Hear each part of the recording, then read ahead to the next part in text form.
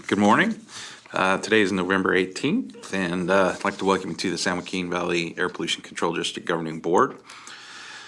We have board members participating in person and on Zoom. We will do our best to facilitate a smooth meeting with public participation on Zoom, in person, and webcast. Before we begin, here are some important guidelines and general instructions for the meeting. Please silence your other communication devices such as your cell phone or desk phone. This will ensure that we are not hearing any feedback that can interrupt the meeting. During the meeting, all public participants, except for the board members and district staff, will be placed on mute by the host. Public members will be asked to unmute when it is their turn to speak. Only board members and staff will be visible on Zoom. Members of the public will also be asked to unmute themselves once they are recognized to make a public comment. Members of the public attending on Zoom can press their raise hand button during the agenda item to indicate they wish to speak on that item. After each agenda item presentation, the chair will open the public comment period. The clerk will recognize any public attendee who has indicated they wish to speak. So with that, Madam Clerk, would you please call the roll? Mr. Bessinger? Mr. Chiesa? Aye. Are here. Thank you. Mr. Couch? Here. Ms. Fagazi? Ms. Lewis? Here. Mr. Mendez? Here. Dr. Pacheco-Werner? Mr. Pereira? Here. Mr. Preciado? Mr. Reyes? Here. Mr. Rickman, I just got a text from him. He's connecting. Dr. Sheriffs? Here. Ms. Shuklian? Here. Mr. Wheeler? Here. And- Here. Thank you. And Mr. Peterson? And I am here as well. We have a quorum. Very good. So with that, we'll move to item 3, which is Pledge of Allegiance. If you'd all please stand.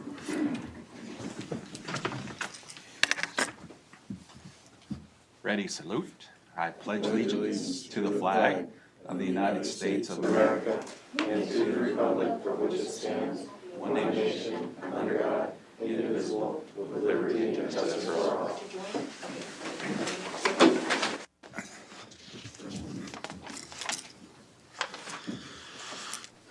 Okay, we'll move to item 4, which is approval of the consent calendar.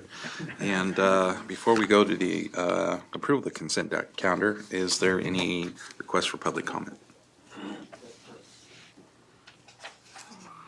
Move to approve. Oh, excuse me. Through the chair, I see no request for public comment on this item. Okay. And is there a second? Move to approve. Second, Chiesa. Okay, we have a motion and second. Madam Clerk, please call the roll. Mr. Chiesa? Aye. Mr. Couch? Yes. Ms. Lewis? Yes. Mr. Mendez? Yes. Mr. Pereira? Yes. Thank you. Mr. Preciado is not here yet. Mr. Reyes? Yes. And I think Mr. Rickman is having some connection issues. Dr. Sheriffs? Yes. Ms. Shuklian? Aye. Thank you. Mr. Wheeler? Yes. And Mr. Peterson? I vote aye. Motion passes. Item number 5 is public comment. All righty. This time is made available for comments from the public on matters within the board's jurisdiction that are not on the agenda. It is requested that no comments be made during this time period on items on the agenda. The public may make comments on each board agenda item during the time allowed for public comment on that item. Attention is called to the fact that the board is prohibited by law from taking action on matters discussed that are not on the agenda. Members of the public on Zoom video, please press raise your hand button so that you may be recognized to speak. Members of the public who have called into the Zoom meeting, please press *9 so that you may be recognized to speak. Also, *6 to mute and unmute yourself. Please be prepared to speak when your name or the last 4 digits of your phone number is called. Please state your name prior to beginning your public comment. Madam Clerk. Through the chair, we have no members of the public in Central. I wanted to check with the regional offices first. Are there any public members present in Modesto? No public members in Modesto. Thank you. Any public members present in Bakersfield? No public members in the South. Thank you. So we have one public comment on Zoom, and Miss Connie Young.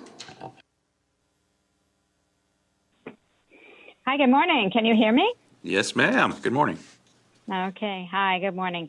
So I'm Connie Young, a Fresno resident, retired registered nurse, and volunteer with Citizens Climate Lobby, also known as CCL. During this month of Thanksgiving, it seems fitting to thank you for all that you're doing to improve our air quality. Thank you, board members and staff, for the long hours you put in to meetings and reports and making difficult decisions in the face of almost certain criticism from one special interest or another. I've just returned from a coastal trip to Oregon. There's something about wandering among towering redwoods and gazing at a restless ocean that causes one to wax philosophical. And so I found myself wondering about the word freedom. It's used often these days to defend one's actions, even when those actions may jeopardize the freedoms of others. In Oregon, whenever I checked the purple air map, it was always green.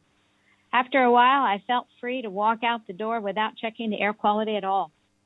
I found myself wondering why in Fresno, the freedom to save money by burning one's farm waste or the freedom to cozy up by a wood fire is more important than the freedom to breathe clean air. From a climate perspective, why does the freedom to save money by dumping greenhouse gas pollution into the atmosphere supersede the freedom of our youth to look forward to a future with cooler temperatures and less severe storms, droughts, floods, and wildfires? Are profits and creature comforts really more important than good health and security? Aren't some freedoms, like clean air, clean water, and a stable climate, more inalienable than others? I consulted the purple air map before returning to Fresno and saw nothing but red dots. Better keep my windows closed and not venture outside. I no longer felt free. I suppose I could exercise my freedom to move away. Tempting though that might be, my family is here, and so is my heart. So I choose to exercise my freedom of speech and ask you to examine your priorities and do even more to ensure that all Valley residents have the freedom to breathe clean air and enjoy the benefits of a stable climate. Thank you, and have a very happy Thanksgiving. Through the chair, I see no additional public comment on this item. Item number 6 is receive the Government Finance Officers Association Certificate of Achievement for Excellence in Financial Reporting. Good morning, Mr. Chair, members of the board, Mary Bratti, Director of Admin Services. I'm here to present to your board the Government Finance Officers Association Certificate of Achievement for Excellence in Financial Reporting. GFOA is an internationally recognized organization that offers guidance and support to local and state government budget and finance professionals throughout the United States and Canada.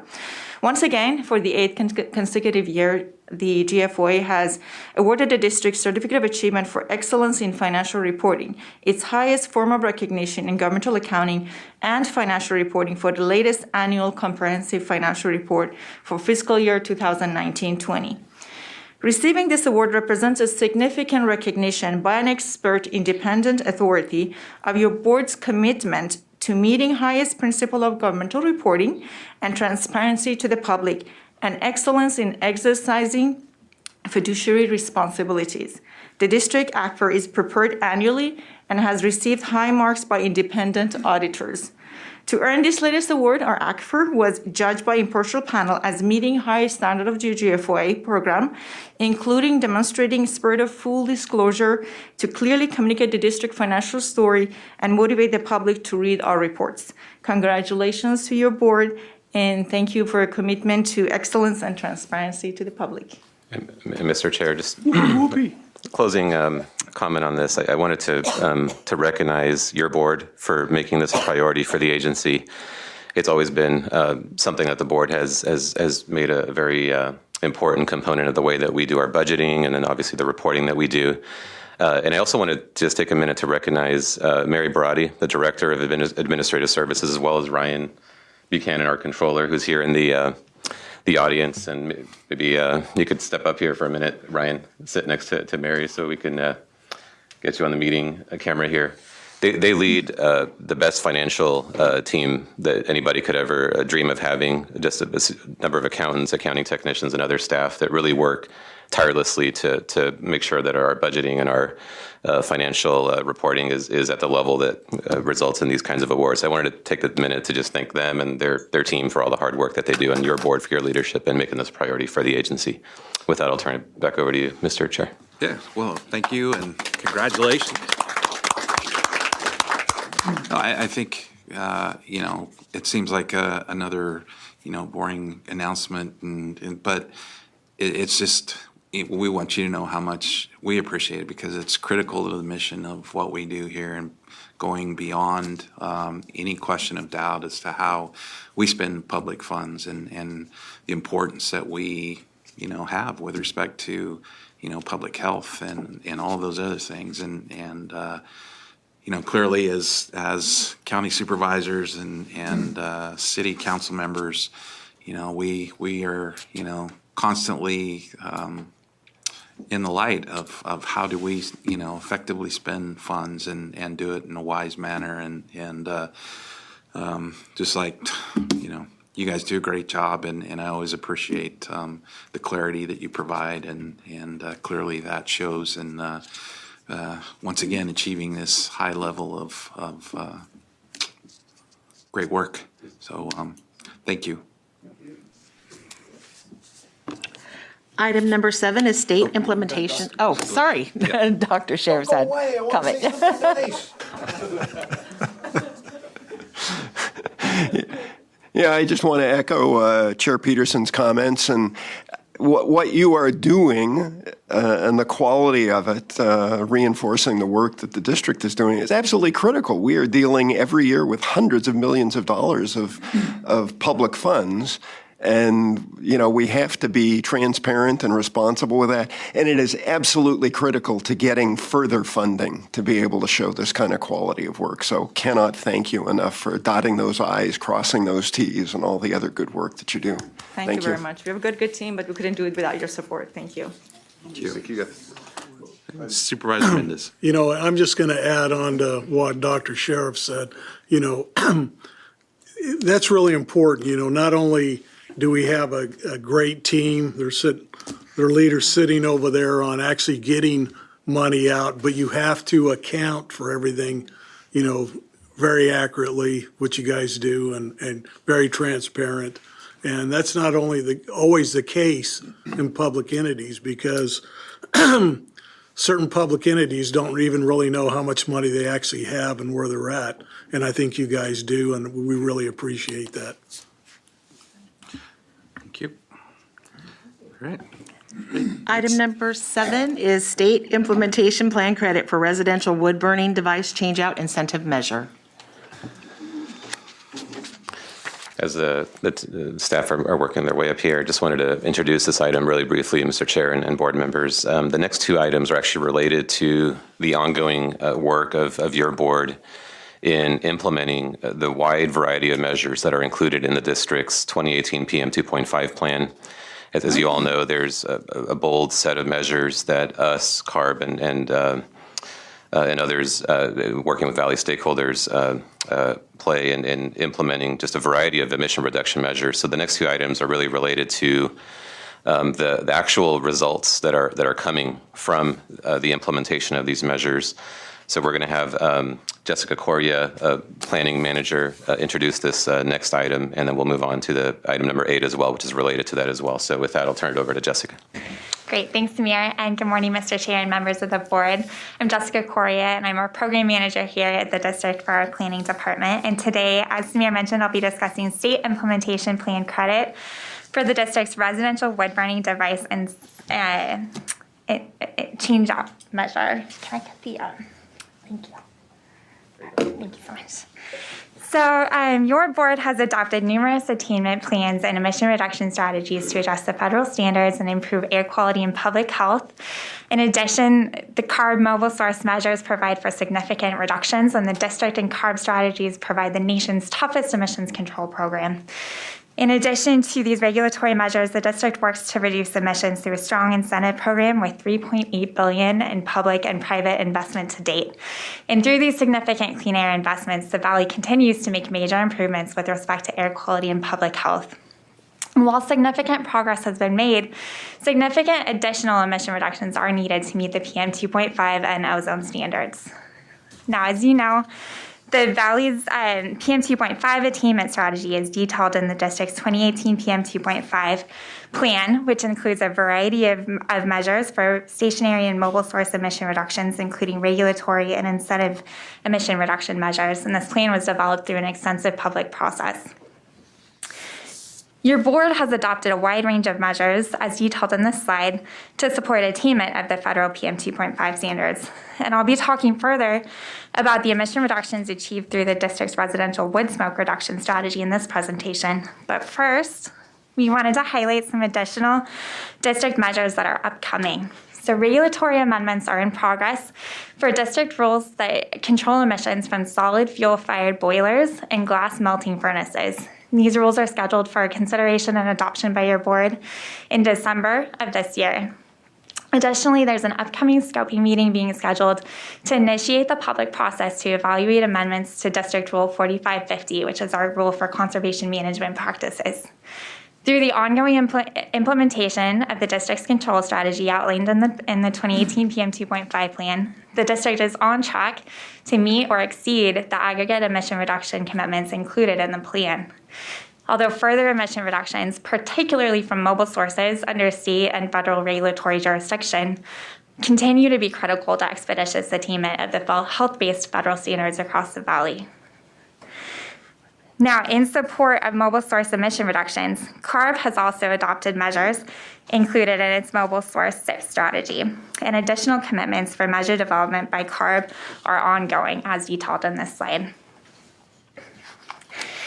Now, to dive into some more detail, as I mentioned, as part of the 2018 PM 2.5 plan, the district developed an enhanced residential wood smoke reduction strategy with two main SIP or state implementation plan creditable components. That includes amendments to the district's regulatory strategy under Rule 4901 and an accelerated transition to cleaner devices through the district's incentive program. This combined strategy is estimated to achieve total reductions of 0.42 tons per day of PM 2.5. And your board's 2019 Rule 4901 amendments achieve at least 0.2 tons per day of PM 2.5 reductions as approved by EPA in July of 2020. Today's proposed burn cleaner incentive measure provides for significant additional emission reductions of at least 0.33 tons per day of PM 2.5 being achieved by 2024 and 2025. The implementation of your board's adopted strategy exceeds the emission reduction commitment included in the plan for this strategy. Now, some detail about the district's burn cleaner program. The program plays a key role in replacing wood-burning devices with cleaner units. Since 2009, over 24,500 vouchers have been issued, totaling $43.6 million in funding.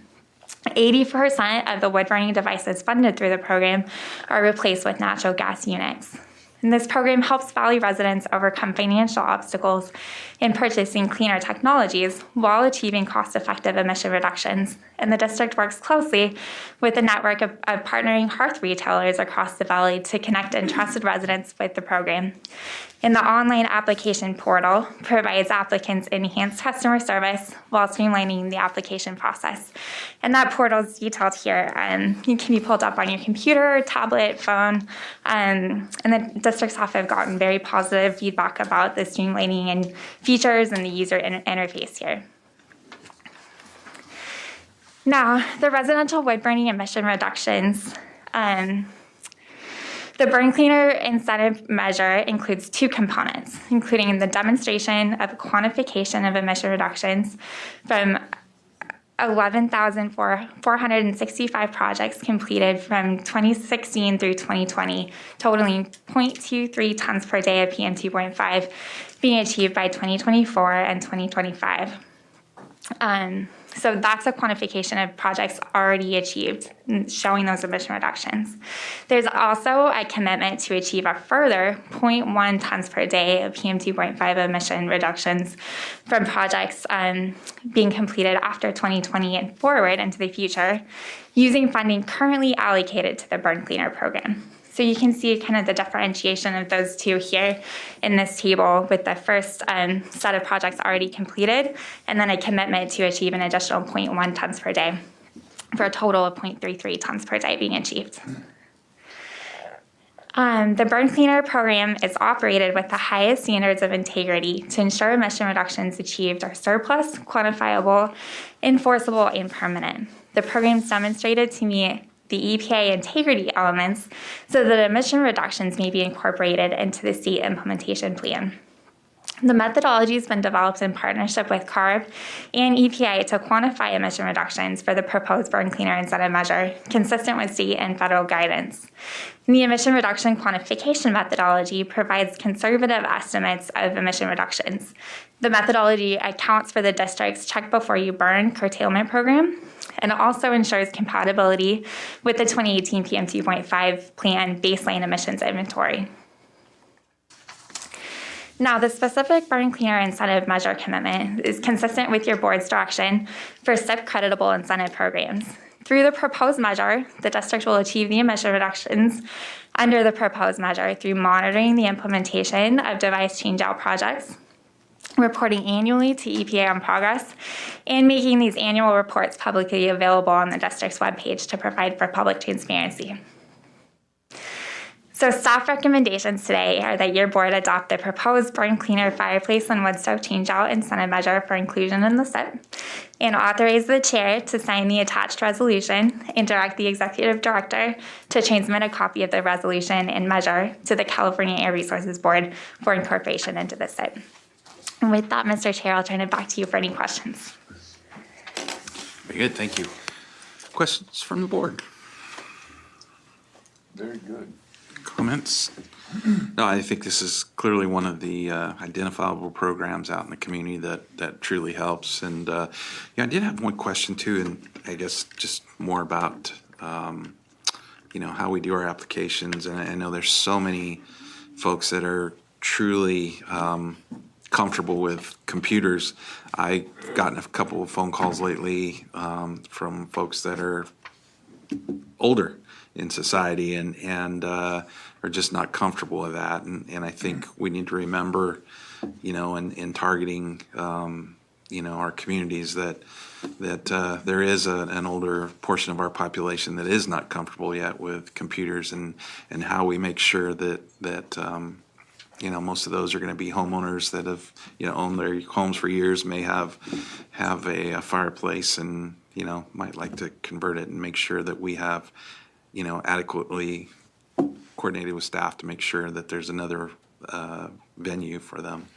Yeah, Mr. Chair and board members, that's a great question. And we're extremely sensitive to the fact that different residents are going to have different needs in seeking these funds and getting the assistance that they need. So while we have this really great online portal, we do accept applications in a variety of other formats. We actually walk. If you call us, you actually get a staff person who works with you on filling out the application. We walk them through the process. We accept it in paper. We still accept fax, believe it or not, if to the extent that there's somebody that still owns a fax machine out there. So we're definitely open to all these variety of options, while the vast majority may come in through the portal. And it's as simple as using a phone even, and taking a picture and doing a quick little upload. So it's actually a really great tool, but not everybody is familiar with those tools. So absolutely a great point, and it's something that we in all of our programs, we actually maintain these other options to make sure it's accessible to all residents. So. Very good, thank you. Supervisor Mendez. Yeah, I just got a quick question. This question's more for the next item, but how are we doing on, if we process stuff, is there equipment readily available that, they can actually get? I know that's more of the next item, but. Still can deal with stoves and stuff. Yeah. Yeah, that's a great question, Supervisor Mendez. We absolutely are seeing some supply chain issues across the board. When it comes to a variety of equipment or devices, whatever the particular issue may be. So we are in very active discussions on a case-by-case basis with in this case, hearth retailers who we have an ongoing interaction with them to understand, how supply chain issues, may be impacting the availability of different devices. They've expressed that they're certainly dealing with that, but they're also putting into place solutions for dealing with that in terms of the way that they order units, and so we are continuing to see quite a bit of demand and actually continued implementation of projects under the program. There's been a lot of innovation, I think, out there in terms of how to get around some of these supply chain issues. But it also the larger point that you bring up when it comes to heavy duty equipment, for example, where there are longer lead times now. We're actually actively talking to state agencies and some of the big manufacturers to make sure that to the extent that they can prioritize equipment in areas like ours that have the air quality challenges, if we can actually come up with ways to really, within even those supply chain issues, to direct priority procurement in our region. We've actually been pursuing that, and so programs are still moving forward, but it's an ongoing issue, and you keep seeing the ongoing, whether it's at the Port of LA or other components of this issue, it just does continue to exacerbate that problem. So we hope in the near future, some of that starts debottlenecking, and we kind of get past the current issues that we're facing. Thank you. Yeah, I think it's also, one of the other things that kind of plays into that same scenario is obviously inflation and, cost increases, and, have a DIY project going on, and it's incredible, 20, 30, 40% increases in stuff, which is going to be challenging. How far do we get the mileage out of our funding that we're provided, and so real world challenges. Supervisor Wheeler. Yeah, thank you. Great report.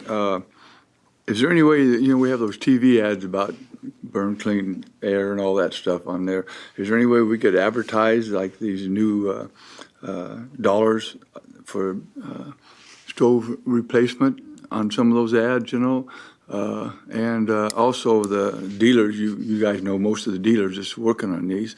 Could we send them a little flyer saying that, we do have these new dollars now, and can we fund any advertisement for any of them to do that? Yeah, actually, so great question, Supervisor Wheeler. So we every year we put together a pretty aggressive campaign to do just that. So we there's a couple of components to it. One of them is that we do use our marketing resources that we have to do a variety of social media, television, and other avenues to promote the program, and actually receive quite a bit of feedback on that, and it's a big part of the high demand that we get. But we also, the other component is we do work with the retailers to make sure that they have their own marketing sort of outlets. So they're everything from flyers and boards that they could use. What, like the first thing you see when you walk into one of the stores is maybe the available vouchers. They're equipped. They're very familiar with how to use the application process, and then they also do their own marketing as well to promote these cleaner technology. So it's a big part of the ongoing marketing that we do. Now it could always be I think as we see opportunities in different. Whether it's working with most recently with Mayor Pro Tem Lewis with some on the ground work there, marketing in communities, which I really appreciate her leadership in working there in Merced County, and we've done that in other parts of the valley as well. But if there's opportunity, or maybe working in some of the rural communities, whatever we could do to get the word out about the programs, we always look for those opportunities as well. Yeah, I'd like to, if you guys do something on the wood burning stuff, I'd like you to send me some of my personal deals so I can put it on my Facebooks. Absolutely. I got 2 or 3, and I got 5,000 people. They won't let me put no more on it. So, and when I put stuff on there, either good or bad, I get chewed out or thanked, So it, but this I really I really promoted this, and I really would like to keep it promoting it, especially the extra money we got into it, so. Thank you. Good, thank you. Supervisor Shucklin. Supervisor Wheeler, you're very popular. I don't know if it's in a good way or a bad way, but nonetheless. Yeah. I'm a big I'm a big proponent of this, and actually when we did the taping for the commercials, there was one of the taglines that talked about replacing wood burning and getting a rebate. So I don't know when that will start playing. But again, I think it's a great program. This right here, this is my remote for my fireplace. It beats the heck out of going outside and getting wood. So. I used mine this morning. Very good. Thank you. Mayor Reyes. Thank you, Mr. Chair. I just wanted to mention, and to your point earlier about maybe some of the residents who are unfamiliar with computers or don't like to use them, if there's not already, if maybe there could be some more outreach to chambers of commerce. Chambers of commerce tend to have a trust factor with residents who may not be using computers because they do a lot of outreach in person and through newsletters. And I think it could directly help the commerce factor as well as the information factor. Just wanted to add that. Thank you. Thank you. Mayor Pro Tem Lewis. Thank you, Mr. Chair. I just wanted to hold mine up. Supervisor Shackley, we're in. But I've had mine since 2000, so I don't get a rebate. But I'm proud to be a part, and I really enjoy my gas burning insert. It has a different feel of warming my house over a furnace. And so I'm encouraging people within Merced County to try to upgrade their fireplaces and take advantage of the money while it's there. Thank you. Thank you. Dr. Sheriffs. Well, it's really warming my heart to see these displays of technology, and I will not shake a stick at anybody on this.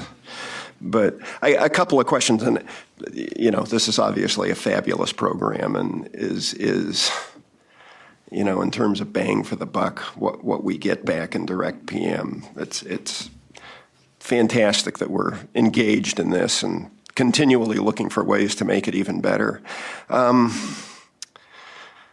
And we're not really here to talk about the program, but I do have a couple of questions. One is the surplus issue, and the other is the permanence. And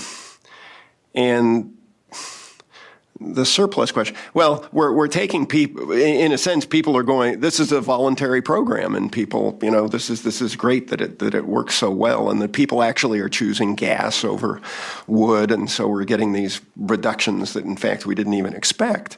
But we're taking people who couldn't burn, and now there's a window where they can burn. So how do we calculate the surplus as we think about that? It's a little trickier. And the other question, how do we ensure this is permanent? I don't think we're terribly concerned, and there must be a tiny, tiny number of people who go, oh, I don't like this device. I'm going to go back to the bad old days. But how do we ensure that these are permanent, as we think about the integrity of the program? Those are great questions, Dr. Sheriffs. Jessica, let me know if I miss any details here. I'll just give a little bit of a higher level answer, and then hopefully it satisfies the question. And you'll see this in the board item. Quite a bit goes into implementing what's called a SIP creditable grant program. From one that may just do this work and do it and with some obvious results, but to actually get it to a point where it meets all the state and EPA requirements for being able to quantify these reductions and meet all these different integrity elements is quite a huge task. So it is something that our team, our grants team, and working with our planning team puts a lot of effort into to make sure that we're able to actually quantify for the purpose of our plans the benefit. One of those components is taking into account, for example, the fact that we have a very stringent regulatory program in place. And, an easier calculation would be, you just take the average rates that people burn wood and you say, okay, you've eliminated that, and you just quantify those reductions. We actually have a layer in our methodology that discounts all those calculations for the fact that we have a regulatory program that wouldn't allow burning on, depending on, where you are, for big parts of the winter season. So that's absolutely a part of the methodology, and that takes, and so it's a very conservative, actually, estimate from that perspective. And then on the permanent side, there's a variety of things that go into that, everything from what you do during the project, the verification that the project was completed. It's not an honor system. There's a lot of things that go into making sure the project's actually done. All the way to the ongoing reporting. With actually directly with the residents to take advantage of the program, the public transparency and reporting on that. So all of those together meet the EPA criteria for permanence and the other integrity criteria. And we did work very closely with Carb and EPA on reviewing this, and we're all comfortable that this is a very robust methodology for achieving that. And I think to the extent there's it's all laid out in the in the item in a lot of detail. What would seem to be simple from just from a straight program implementation actually is quite a bit of work to get it to a point to where you're able to actually now take credit for these reductions, for these 16,000 plus devices that we're going to be, replacing through this program, but actually now in excess of the commitment. So we're actually exceeding the commitment in our plan with this action, with even more projects to come. So these are projects that have already been done, and a few more projects with the current funding in the budget. But we know that we're going to continue actually doing this work. So we're actually going to be far in excess of our commitment over time between now and the attainment timeframes that we're talking about. So it's a very positive story. I think it's a great example of this board's leadership in really promoting this strategy and making sure that we have the resources to implement it, not only to deliver to the residents, but also to do it in a way where it's creditable under our state implementation plans as well. Well, and I would highlight your comment about exceeding the commitments. It doesn't mean we're stopping. Right? Okay, let's work on something else. No, this is working great. Let's continue to exceed and get these gains. Absolutely. And I'll just remind the board that even as of, I think, last month's meeting, we made even continual enhancements to the program to continue in that direction. So absolutely, it's going to be even more than what you're seeing quantified in this item. Yeah, I guess even more importantly, come on, EPA, join us. Water's fine. Approve our plan. Mayor Preciado.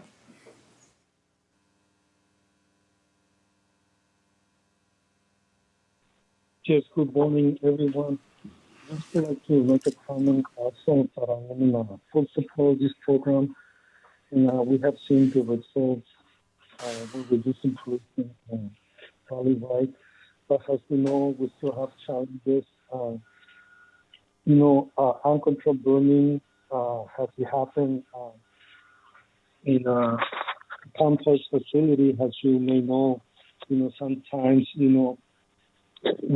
don't have the resources, and a big pile is burning, polluting the air sometimes to an extent where it's unsafe for people to drive by. So I believe that we need to find out a way to help or collaborate with county or state agencies to stop that fire as soon as possible, because as we know, we're consulting the also contaminating sometimes there's audit companies react or facilities react to it. Sometimes it's a little bit too late. So of course to keep that in mind too, so that, we can think about that. Thank you. Thank you, Mayor Preciado. And we apologize. Your communication device or whatever you're using is digitizing a bit and kind of in and out. But I don't know, is there anyone that got that clear enough that they could regurgitate? And I don't think so. we Can pretty we much- ask him to try again, try a different device or retry connecting? Because I would be interested in hearing his comments, but we certainly missed that. Yeah. Yeah. Okay. So with that, we'll move to Supervisor Prayer. Thank you, Mr. Chair. I'm a strong proponent of short agendas make for long meetings, and I'll try not to add too much to that. But I have a question for Samir. Is it possible for you to send us the businesses that have the devices that people could use from each of our jurisdictions so that we could share that with people? Absolutely, Supervisor. We'll get that right out to you all, and I really appreciate your ongoing work to outreach the program. So we'll definitely get that to you. Thank you. Okay. Don't see any other questions. So with that, we can go to public comment. Through the chair, I wanted to announce that Councilmember Bessinger, Mayor Preciado, and Supervisor Rickman now joined the meeting during this item. First up for public comment, we have Thomas Menz.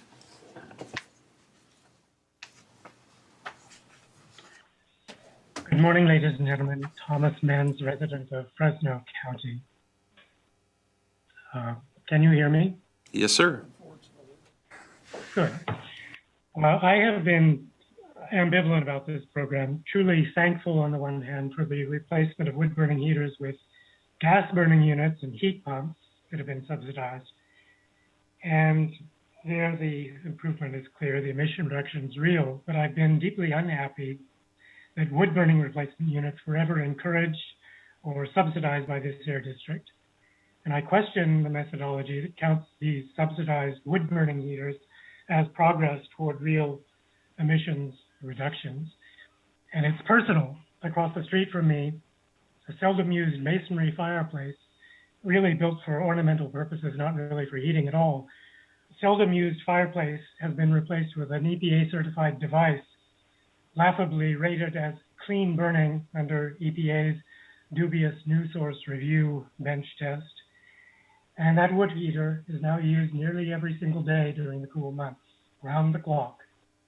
Your own compliance staff have even documented that this wood-burning heater has been used on no burn for all days, and there's absolutely no enforcement to preclude its use at night. So don't try to tell me that the $2,500 that went to subsidize and install that wood heater was well spent, or that its installation resulted in any emissions reduction. And that same mistake was repeated throughout the valley times 5,000, or whatever the exact number is. Well, you realized your mistake, and this board voted unanimously a month ago to discontinue making that same mistake in the future, and this district will no longer subsidize wood-burning units after the first of the year. And I'd say, well, let bygones be bygones. That's all water under the bridge, etc., except that I and so many others are still living with that mistake. Our air quality will be affected for the life of those thousands of wood stoves. And I would also note that if the goals of the 2018 SIP are realized, if the 2018 SIP actually does result in attainment of 35 microgram 24-hour standard by 2024, the use of that unit and the 5,000 others will be utterly unimpeded and subject to no curtailment measures whatsoever.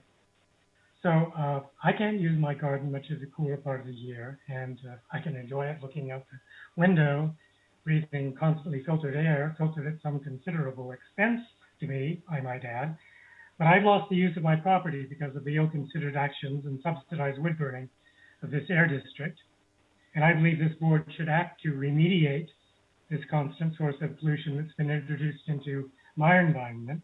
This district should act to curtail all wood burning, even wood burning devices you mistakenly subsidized, on any days that exceed the annual standard.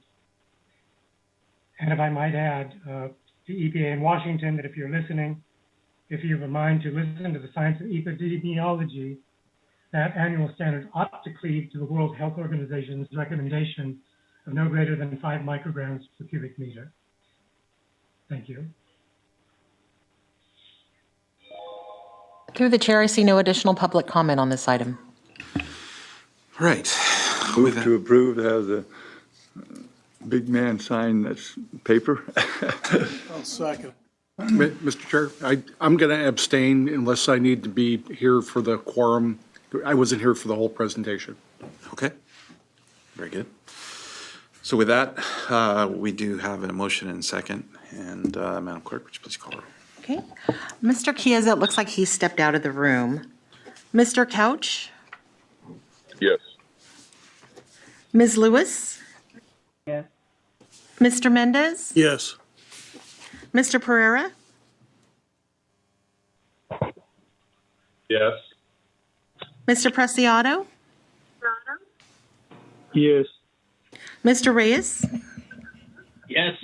Mr. Rickman? Yes. Dr. Sheriffs? Yes. Ms. Shucklian? Yes. Mr. Wheeler? Yes. And Mr. Peterson? I vote aye. Motion passes. Item number 8 is State Implementation Plan Credit for Adopted Agricultural Burning Phase-Out Strategy.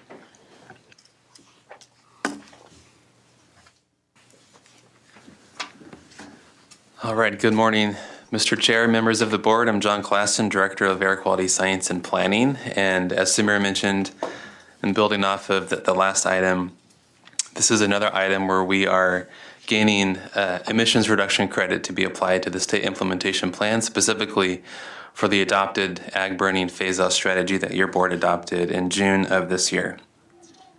So just a bit of background here. SB 705 was established ag open burning prohibitions for the San Joaquin Valley beginning in the year 2005. And through the requirements of SB 705 and through our own District Rule 4103, that's our open burning rule, we've implemented open burning prohibitions, which have been reduced by 90% for the crops identified in SB 705. And we implement the requirements of SB 705 through our open burning rule 4103 and our smoke management system. And before the decline of the biomass industry and the recent historic drought, our efforts have reduced open burning by 80% over that time period. So just going back a few months, and we've talked about this with your board quite a bit over this last year, in June of 2021, in response to Carb's February 2021 action, your board approved updated requirements for the near complete phase out of remaining open burning by January 1st, 2025. And we are now in the process of implementing and enforcing this updated phase out. Your board recently made some updates to expand our alternatives to ag open burning incentive program just a couple of months ago. And the purpose of today's item, like I mentioned, is to seek your board's approval of the district's quantification of SIP emissions reduction credit achieved through this phase out. And this is really just an administrative step to close off this whole process so that the emissions reduction credit that we get for this can be applied towards our aggregate commitment from the 2018 PM 2.5 plan. So just a few notes here on how things are going with implementing the upcoming phase out of ag open burning. We've conducted extensive outreach efforts to ensure that Valley Ag operations are aware of these new requirements coming up over the coming years, that there are funding options. We've worked hard to ensure that compliance with the new phase-out requirements will be followed. We've done a significant amount of advocacy for funding to support this. In California's 2021-22 budget, it included over $178 million in funding to support alternatives to open burning in the Valley. This is to assist in developing new alternatives, increase fleet capacities that can chip or grind this material, and this can help offset the significant incremental cost of implementing these new alternatives to open burning. So like I mentioned, in August of this year, just a few months ago, your board accepted and appropriated this $178 million funding for our Alternatives to Open Burning program and enhanced our program just a few months ago to increase the funding for all the different types of alternatives that are available. And just looking at how things have been going over the past few months compared to the past few years when the program first was started in 2018, we've seen a lot of interest in the program since it started in 2018. But you can see in this graph the purple bars there, that is this year in 2021. You can see the interest is increasing even more. And just looking at the past few months, we saw a dramatic increase, nearly tripling the monthly averages from the prior years with the interest in the program and the upcoming phase out. So we're seeing a lot of success and growth in this program over the past few months. So today, overall, the program, we provided over $38 million to support alternatives. This covered over 65,000 acres, over 1.8 million tons of material have gone through this program instead of being open burned. This has reduced NOx emissions by over 3,600 tons.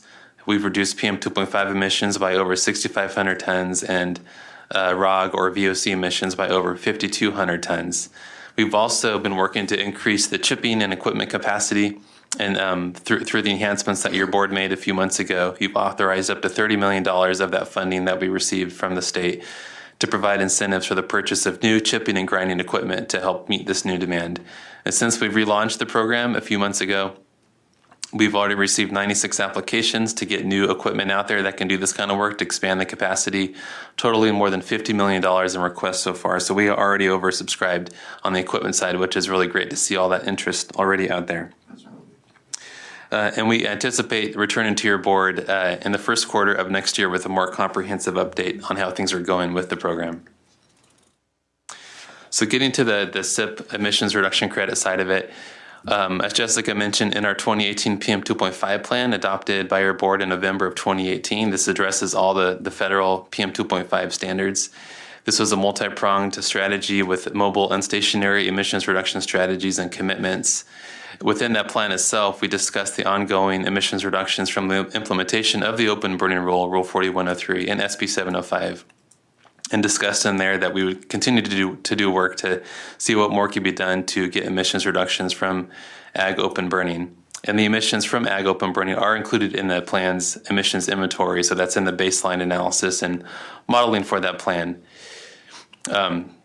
And so in the analysis that we've done here to quantify the emissions reductions achieved through this upcoming phase out, we work closely with Carb to work on this, to quantify this, to make sure that this would give us the SIP credit we need to apply to the commitments from the 2018 PM 2.5 plan.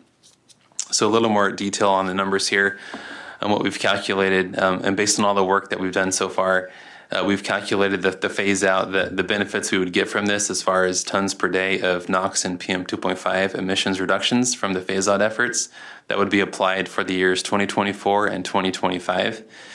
Just a reminder, within our 2018 PM 2.5 plan, we had an aggregate commitment to reduce NOx and PM 2.5 by 1.88 and 1.3 tons per day respectively by both of those years, 24 and 25. And that's what we show in the table at the bottom there. Those two key years there that are set for our deadlines for a couple of key PM 2.5 standards. So these reductions that we will be achieving for NOx and PM 2.5 will be really critical for those standards. In addition, the NOx reductions that we're going to achieve from this will be critical in helping us attain the ozone standards that are in front of us as well. The 97, the 2008, and the 2015 standards set by EPA, those NOx reductions, with NOx being a precursor for ozone formation, getting those NOx reductions are going to go a long way to help us meet our ozone standards as well. And this will all be submitted to EPA for approval upon action by your board. Just highlighting the numbers there, you can see that by 2025, the emissions reductions that we will achieve for NOx and PM 2.5 increases because of the progressive phase out over the coming years of open ag burning, and it continues to get more and more strict as we get towards 2025. So the recommendations this morning is to approve the District Rule 4103 technical submittal for receiving SIP credit for reductions in ag burning, and authorize the chair to sign the attached resolution and direct the Executive Director, APCO, to transmit a copy of this resolution and technical submittal to Carb for incorporation into the state implementation plan. That's it for our presentation. We'd be happy to answer any questions. All right, thank you. Questions from the board? Supervisor Mendez. Couple questions. Now, I know we were talking before about lack of, this is different than the last item.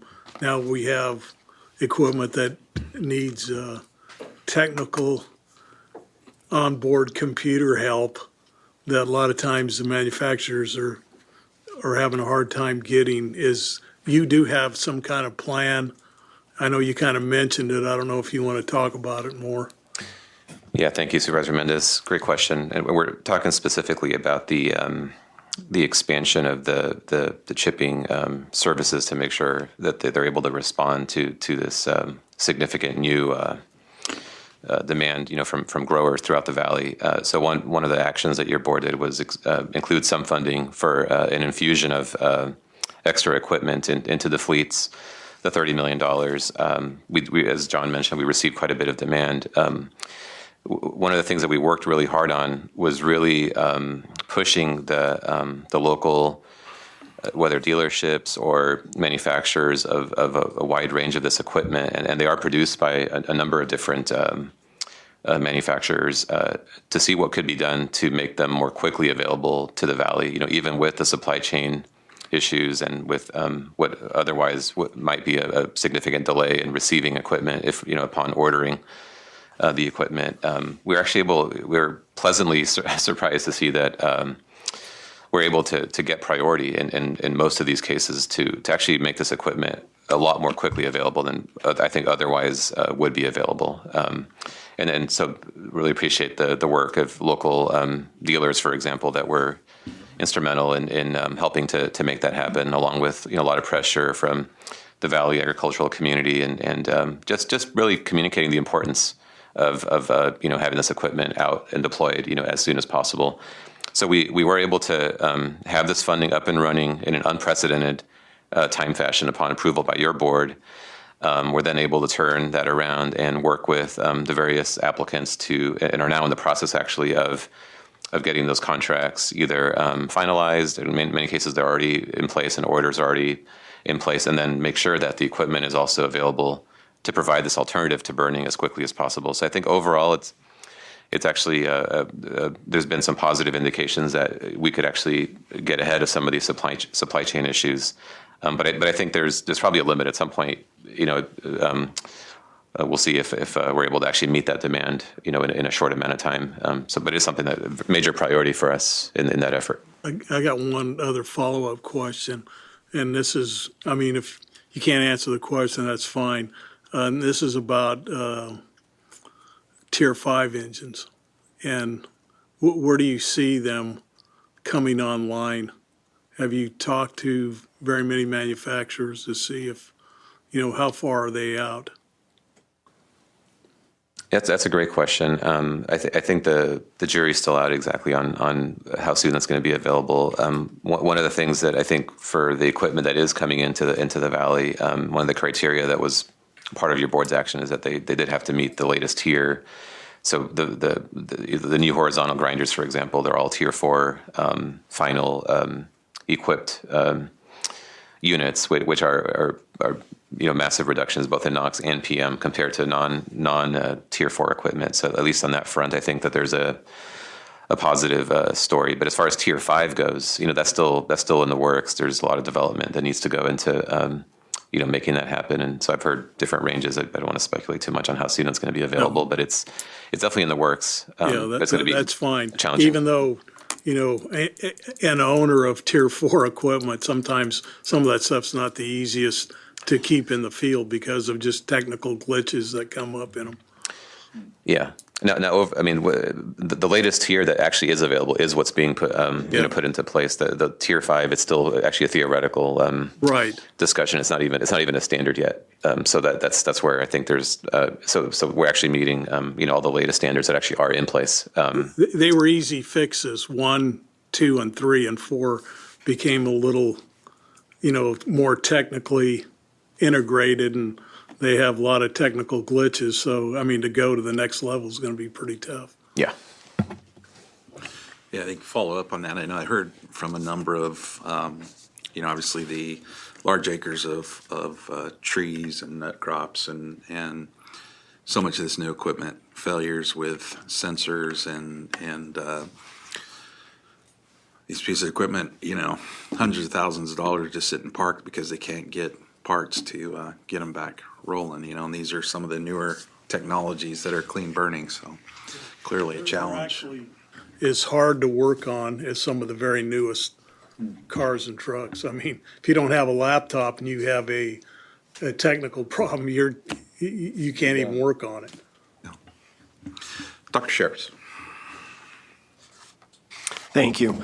And in a sense, this is sort of a follow-up to my question or comments with the last about permanence, because as it was noted at the beginning of your presentation, with the problems with the biomass industry, well, we'd been on a great target, and then it was reversed. And, you know, if you can just comment, no, these are permanent. We're not in danger of sliding back or facing issues in the future that reinventing the wheel. Yeah, I think this one, Dr. Chair, so just a great question as well, you know, as applied to this particular proposal. You know, so the board already adopted the regulatory strategy for this, so it's very specific year by year, exactly what gets phased out. It's enforced through Rule 4103.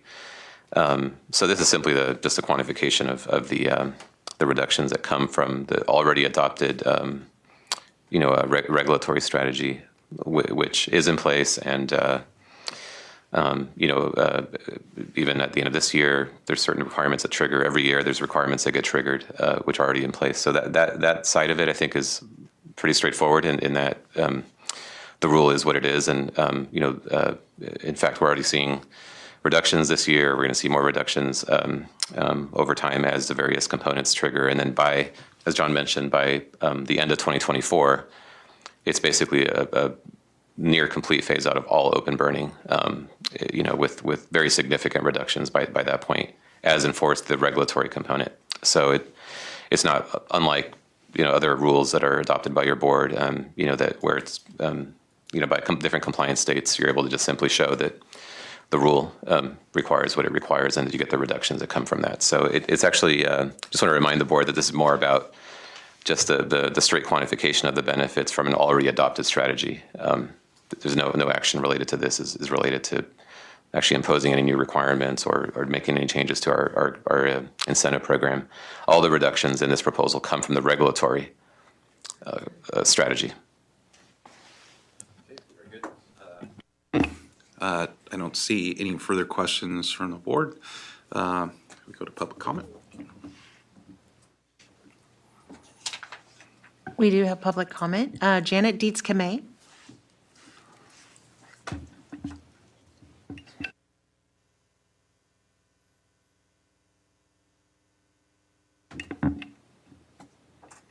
Hi, Janet, can you hear us? Yes, I can. I just didn't see the unmute. It finally popped up. Good morning, board members and staff. I have had problems this morning in being recognized, and I would like to say a couple of words to the last one. I would like to say thank you for supporting that, the one regarding residential wood burning, which has been a big problem. And I have a comment regarding when I hear on the radio, when I hear in the weather report, registered devices. I feel that there's a need to define what is a registered device. There are people who do not understand a registered device, and maybe they are interpreting their fireplace as a registered device. So if that could be defined, it would be helpful. This winter has been very difficult for me regarding PM 2.5. We've had a lot of unhealthy for sensitive readings on monitors, including purple air. And so my concerns always are about the end users, the people breathing the air. And this includes the residential burning and the ag burning that we're discussing just now. We need to focus on the air. And I know that you are working it, but for those of us with respiratory diseases, we are confined to the house. Those of us who are lucky enough to have refuge in a house, I have a well-sealed house. I have an HVAC. I can use my HEPA filters. I can use the MERV 13, 14 filters. I use air purifiers. I use everything I can to keep the indoors safe for me. I use air purifiers in my car. This is such a very important thing for everybody, but especially for those of us who have respiratory diseases, who are young, who are old, those of us who are harmed by the air. Thank you for your work on this. and everything that you can possibly do to benefit the end users, the people who are breathing air that is hurting us. Thank you. Thank you. Madeline Harris.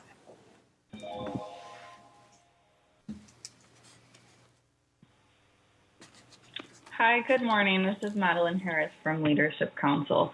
I just wanted to comment on a few things that I noticed from your presentation. The first would be when you say that you're doing extensive outreach and reaching out to growers and stakeholders in industry, I also want to encourage Valley Air District to be reaching out to affected communities who are impacted by agricultural burning, because what we don't want to see is continuing the historical legacy of policies and programs at the air districts that are primarily informed by industry, and we want to see ag burning phase out be informed primarily by impacted communities.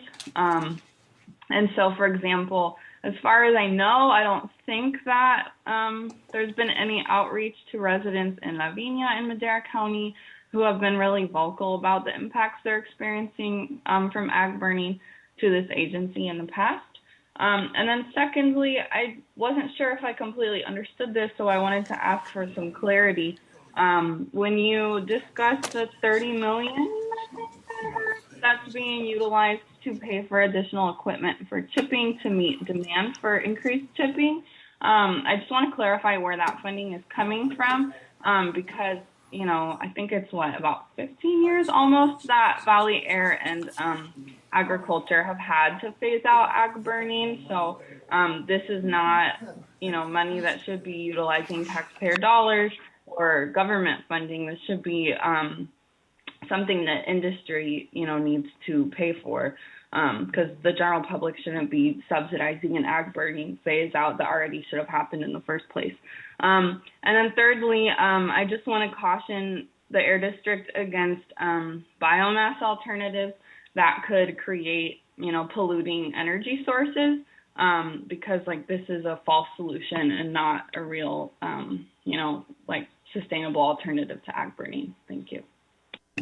Thank you. Thomas Menz.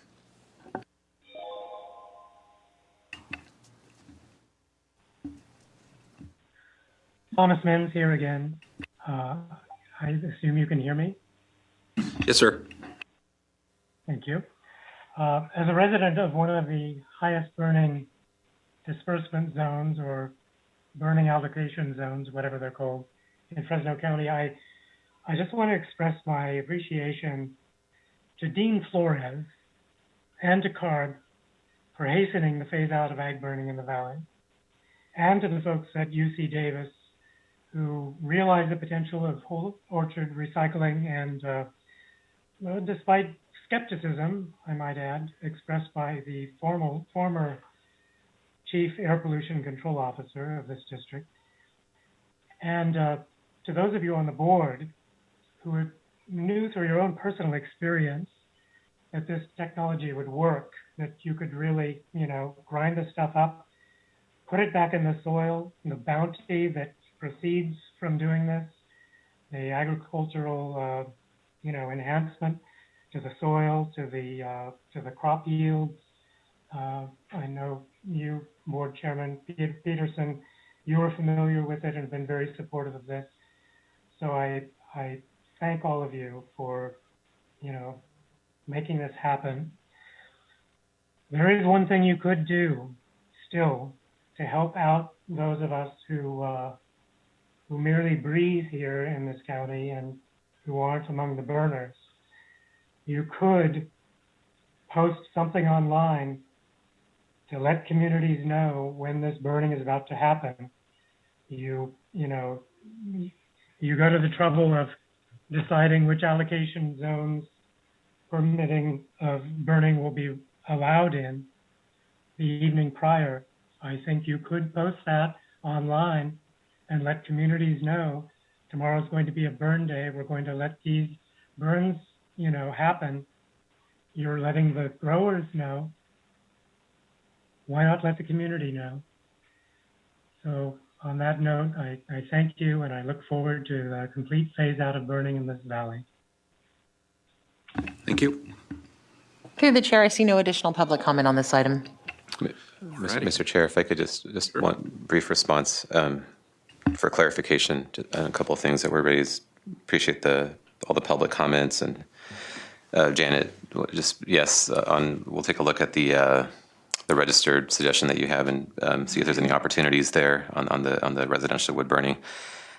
Yes, also to Ms. Harris on her comment around outreach to affected communities. That has been a part of the outreach approach that we certainly have tried to use, and I think where there's opportunities raised, like the one that you just raised, we're happy to make sure folks are aware of the requirements and the grant opportunities as well. There's many growers and residents that I'm sure would appreciate that information. It's certainly the goal of our outreach strategy. So we can follow through with you on that as part of our ongoing work with you, actually, in trying to do some outreach there in the Lavinia community, and Supervisor Frazier and others that I know have been working in that community. And then the $30 million for the equipment, the fleet expansion is state funded. It was a very specific component of the new state funding that was allocated specifically to the Valley for the transition to alternatives to open burning that we had pushed for. This board has pushed for this as an ongoing priority for the Valley over many years. Have been phasing out open burning for many years. So over that 15-year period, as we've discussed over and over again, there's been quite a bit of progress made, and this was the latest and final sort of component of that phase out strategy. With a lot actually happening here for the most challenging components of the phase out. I just want to remind the board and the public that I think what's made it most difficult here in this final component has been that it's been particularly difficult, and so your board held a summit. We actually established our program years ago to promote the new alternatives, including the soil incorporation, as part of adopting our PM 2.5 plan. And I think are seeing that materialize now. And I don't want to belittle the challenge here in the next couple of years and really working with Valley communities to make this happen. It is a huge priority for us, but it also has many challenges. But we are seeing some positive indications, and as you just heard from John Klassen, a lot of work going into implementing this phase out. So we do appreciate the support of Carb and others, and definitely want to recognize the leadership of this board and putting all the tools together to really help make this happen into the coming years. So we're happy to work with anybody in communities that, if there's a forum for sharing some of this information, definitely want to offer that and appreciate the comments from the public and in supporting this strategy and supporting this board and moving forward with this. All right, thank you. And with that, we'll bring it back to the board for action. You need a motion, right? I'll make a motion to approve. Second. Okay, we have a motion and second. Madam Clerk, please call the roll. Mr. Bessinger? Yes. Mr. Chiesa? Aye. Mr. Couch? Yes. Ms. Lewis? Mr. Mendez? Yes. Mr. Pereira? Aye. Mr. Preciado? Yes. Mr. Reyes? Aye. Mr. Rickman? Yes. Dr. Sheriffs? Yes. Ms. Shuklian? Aye. Mr. Wheeler? Yes. Mr. Peterson? I vote aye as well. Motion passes.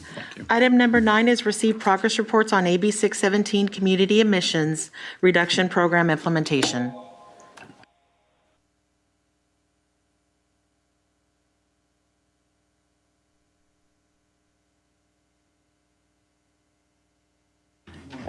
Good morning.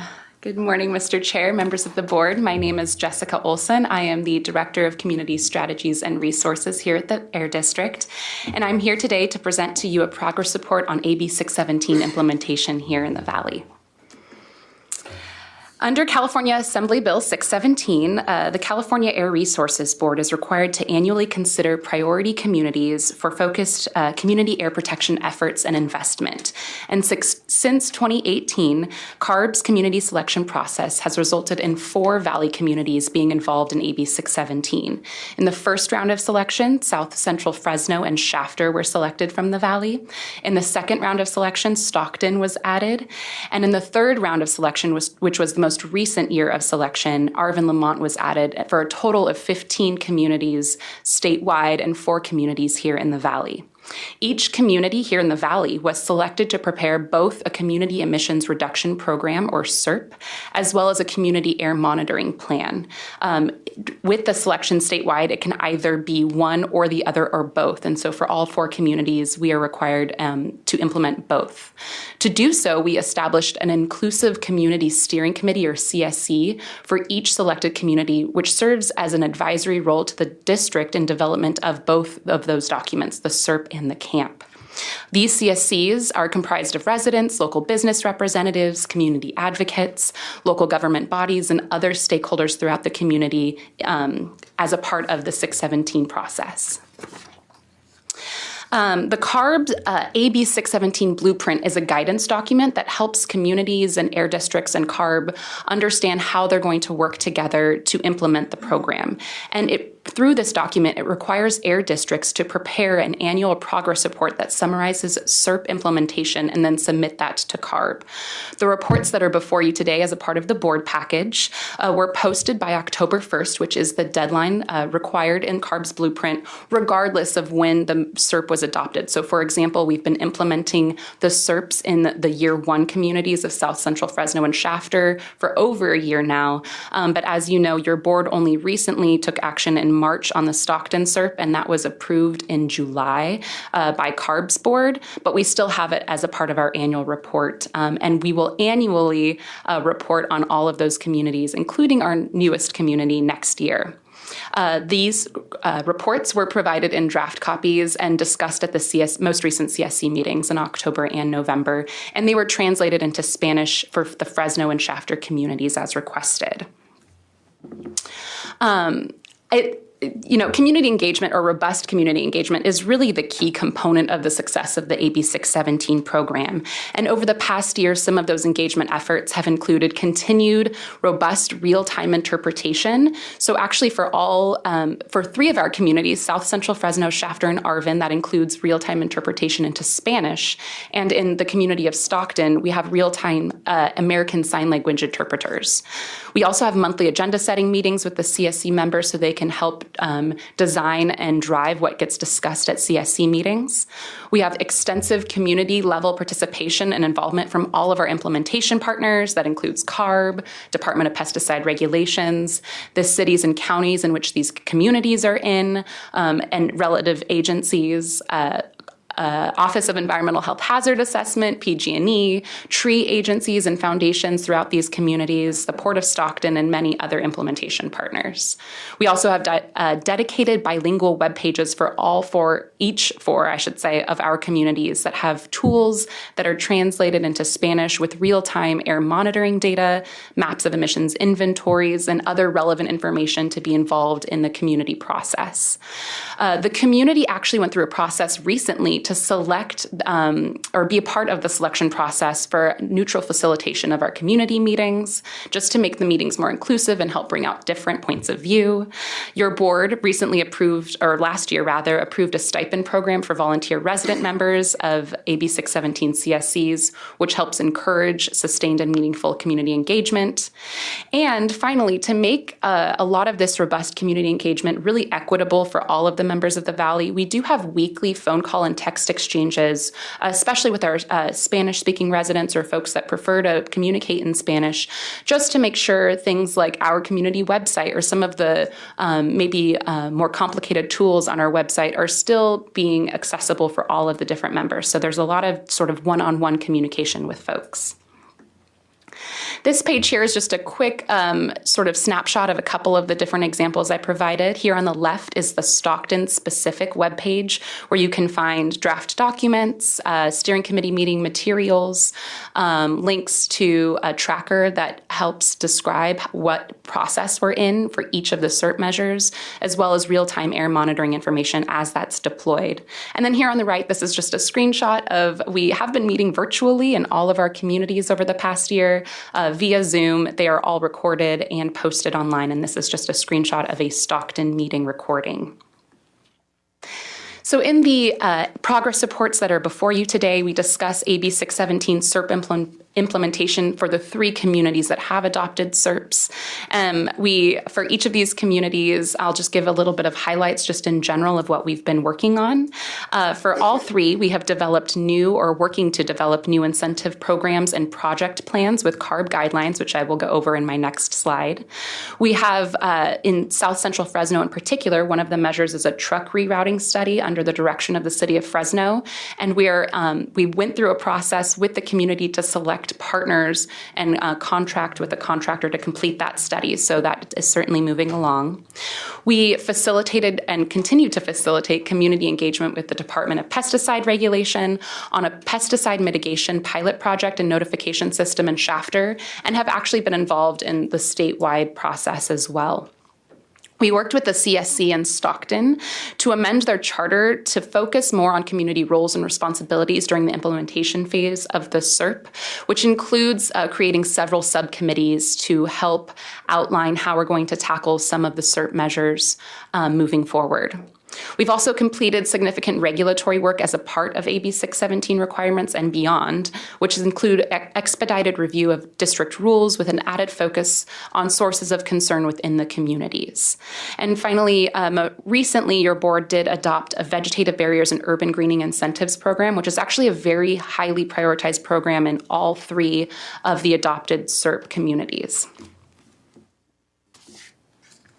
This snapshot is of all of the incentives programs that are outlined in all of the SERPs. Carb requires project plans, and there's sort of a couple categories. There are some that were pre-approved. Maybe they were as a part of the CAP guidelines, or they were part of the Moyer program, already sort of state-funded, state-run programs.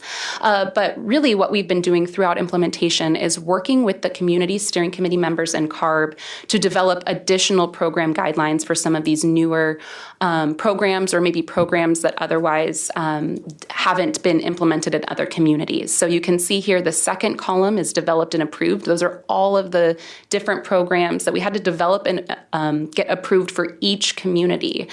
So we developed individual ones for Fresno, for Shafter, and we're in the process with Stockton. We've submitted several, and we are working with Carb, and so you can see those in that third column. And we are in process with the community steering committee members to work on several more. So it's definitely an ongoing engagement process with the committees, not only to get programs off the ground, but kind of starting with the really key component of getting the approval to actually fund the programs. So that's really kind of where we're at in a high-level snapshot with the overall SERP implementation. I will briefly just discuss the other component, which is community air monitoring. So community air monitoring is underway sort of in various stages in Fresno, Shafter, and Stockton. Throughout Fresno, you can see here, this is a snapshot of an interactive map that has real-time links to data for each community air monitoring and regulatory air monitoring location. And so you can see we've deployed several community air monitors. Those are those lighter sort of like turquoise colors on the map, with the darker blue being regulatory monitors. So this provides easy access to local air quality information. We also provide weekly reports that are translated into Spanish and post them online as well, that sort of compare all of the different monitors for PM 2.5 and the various other pollutants, so you can see what your community monitor looks like compared to maybe a regulatory monitor or other pieces of the community. This snapshot is actually, when you click on each one of those dots, you can see real-time air quality data. This looks much like our RAN system.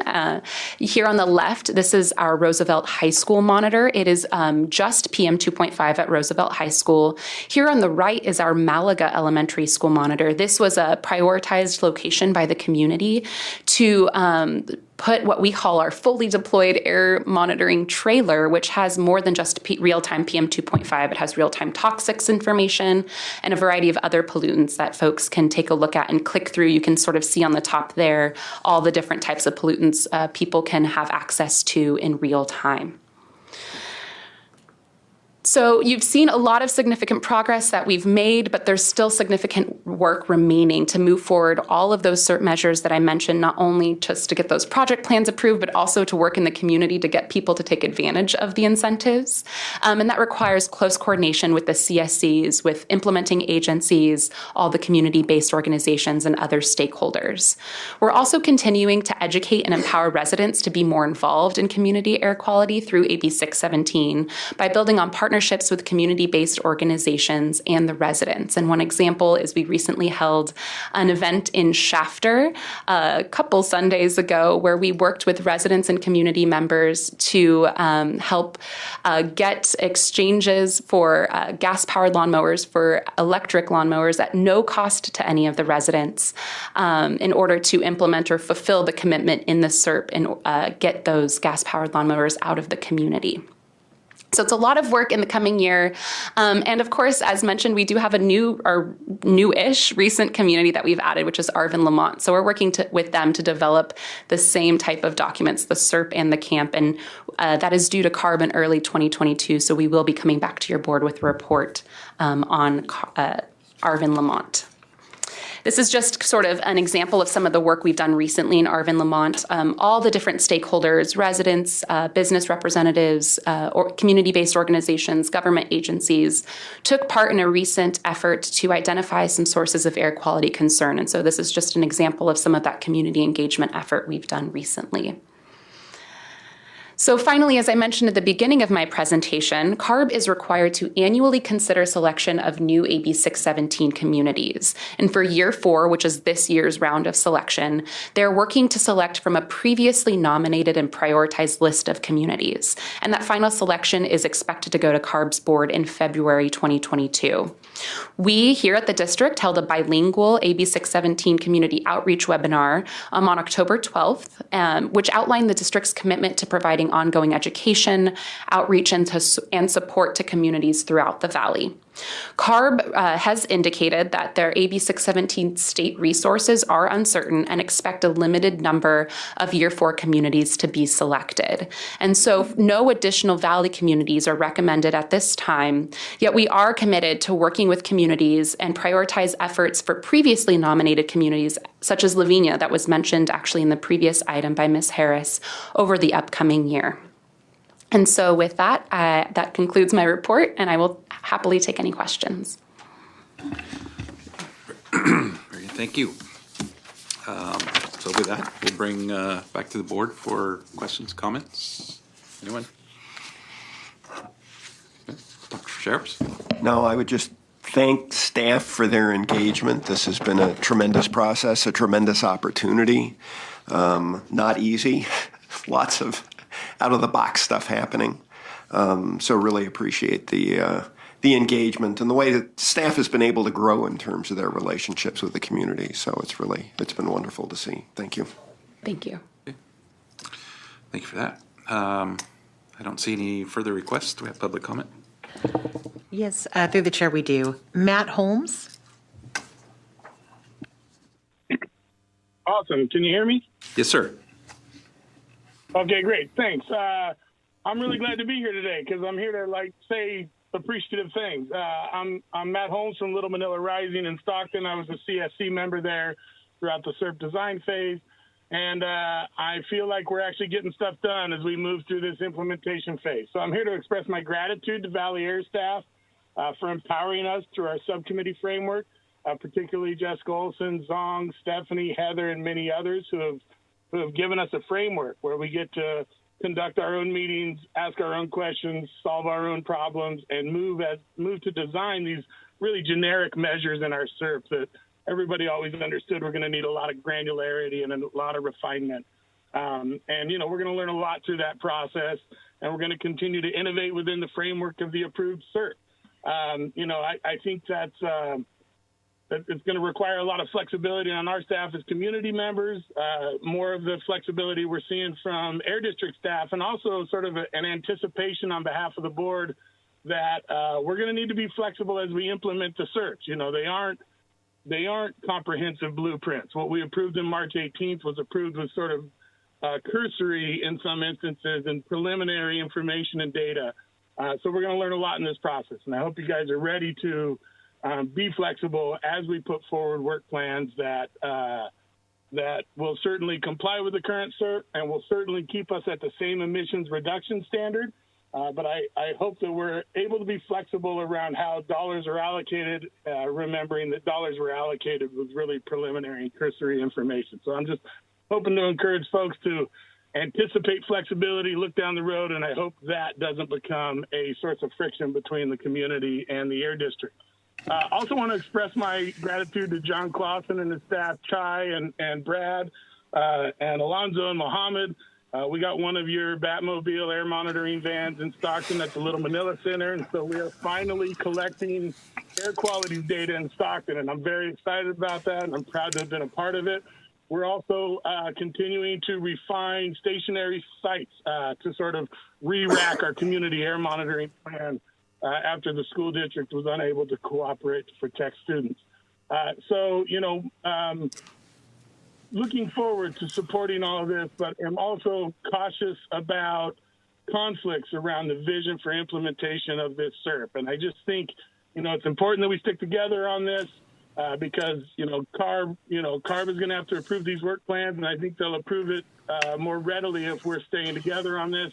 And then as a final note, I just want to thank Board Member Peterson for standing with CSC members in March when there was sort of an unauthorized effort to corrupt the unanimously approved SERP from Stockton's committee. It always takes a little courage to stand alone. You were the only one that said you had misgivings about overruling us, and I wish more board members took more comfort in standing with the community. So thank you. Thank you. Manuel Cunha. Yes, good morning. Chairman, are you able to hear me all right? Yes, sir. Thank you. Again, thank you very much for your last support on the agricultural burn and all the stuff that we have done on that. I think the agriculture industry has been a great partner, and to assure that Dr. Sheriffs can be assured is that agriculture, when it's been involved, it has always come through. It has never reneged on any of its credits and its emissions, especially if you look at the ag pumps and the tractor program and the PM10, the CMP. So, but again, on this item, I think the only thing I would like to mention, Mr. Chairman, is under these SERPs have become our meeting with community people and everything is the professionalism of treating people that when they come to help answer questions, they are not interrogated and or somewhat bullied by various members of the SERPs. And a SERP is where the group sends its comments to various people, not individuals using the SERP as their own arena for their own agenda, like has occurred, and especially in the one that occurred down in Shafter with the Agriculture Commissioner. Totally unprofessional. And I'm hoping that ARB and EPA, Cal EPA, are responsible in the future to treat these SERPs with having the people, as the gentleman said, we got to work together. Treat these SERPs with respect of everybody, and especially other agencies. It is not, a SERP is not for some special group to use as its own leverage to send its own letter saying that this is the SERP making these comments. No, it's all together, and that's how we work with these SERPs. And I just want to make sure that we treat our agriculture commissioners in this valley and our board of supervisors with the greatest respect of who works for our county, and especially agriculture. We are feeding the world. We are doing a lot of things that no one else is doing, and without food, nobody would be living in their houses or outside. So I just want to bring that up as an item, Mr. Chairman, and I know that the district, Samir and his team, are doing a great job trying to keep hands on this. So again, I think ARB and Cal EPA need to take control of not having people be disrespected or bullied by various advocates. So again, thank you very much. And again, thank you for your support on the agricultural burn program very much. Thank you, Mr. Chairman. Thank you. Janet Dietz-Kamay.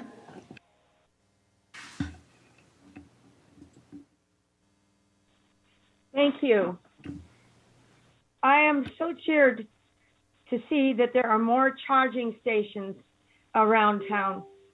My husband recently had a complete right hip replacement, rendering him unable to drive. I have been driving him to his physical therapy sessions, which last for an hour. And it's so wonderful to be able to plug in our electric car during that time that he is going through his physical therapy. So I thank you for that. I'm seeing more and more charging stations. The only way we can get people interested in electric vehicles, really interested, is to give them the same opportunity to regenerate as you do at a gas station at a charging station. Monitoring is exceptionally important, and I have championed this for years. Monitoring is a requirement for those of us who have to know what the air is going to do to us if we go outside without a mask.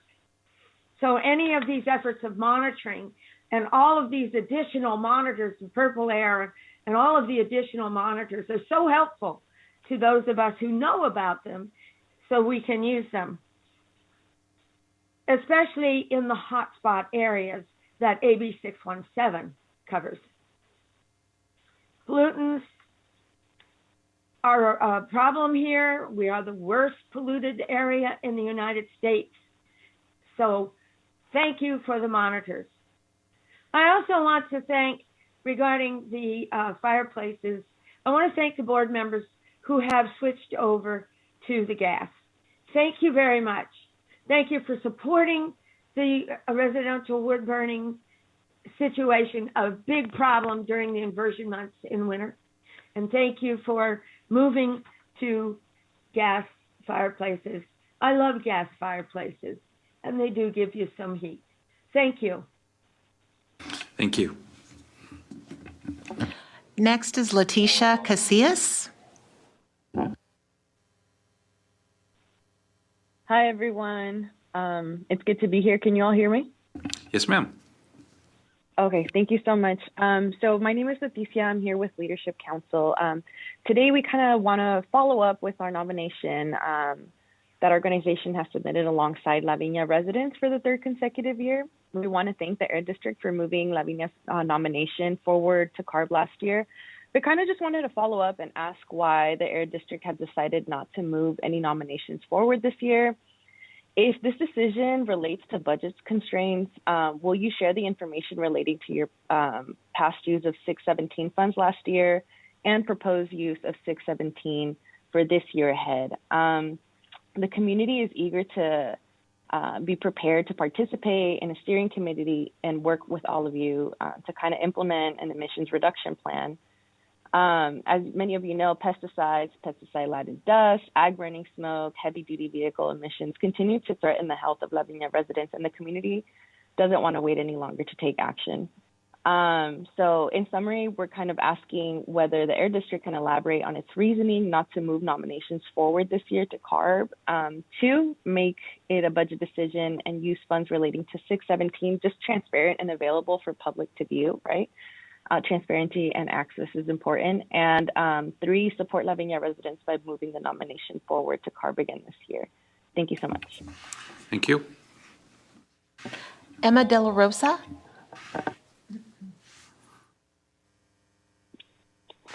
Yes, good morning. I'm a CSC member for the Arvin Lamont Solar Acres South Current 617 CSC. The CSC process has been great so far with some obvious challenges along the way, but very rewarding nonetheless. Residents are elated to provide input on sources of concern, pollution, and be an active member of the CSC. especially for folks who live across the street from the current oil refinery. They're very hopeful that this program will reduce the emissions from that refinery, which is constantly releasing larger than normal gas flaring, especially in the middle of the night at 2 or 3 a.m. Currently, the CSC is learning about the types of monitors and identifying potential locations for the monitors. We had a really great session last night.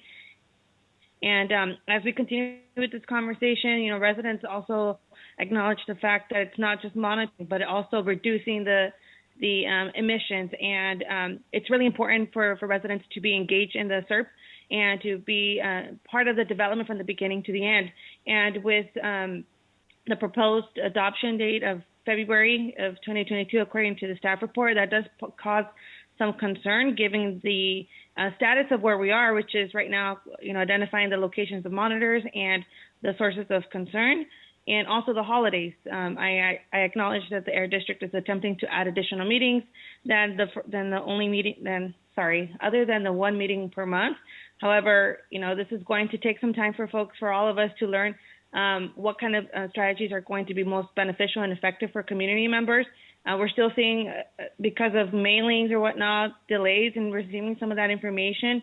And again, with the holidays coming up, that may only further delay material that will get to residents. And so we want to acknowledge all of those different factors and ensure that the SERP is not going to be a rushed process and that it's not going to solely rely on agencies, right? We want to make sure that the CSC members are part of it, again, from the beginning to the end. So want to reiterate that February is it's too early, and push the adoption proposed date for another month, or at least have the conversation with residents so we are all on the same page on when the SERP could be adopted. And I believe that is it. Thank you very much. Thank you. Jasmine Martinez.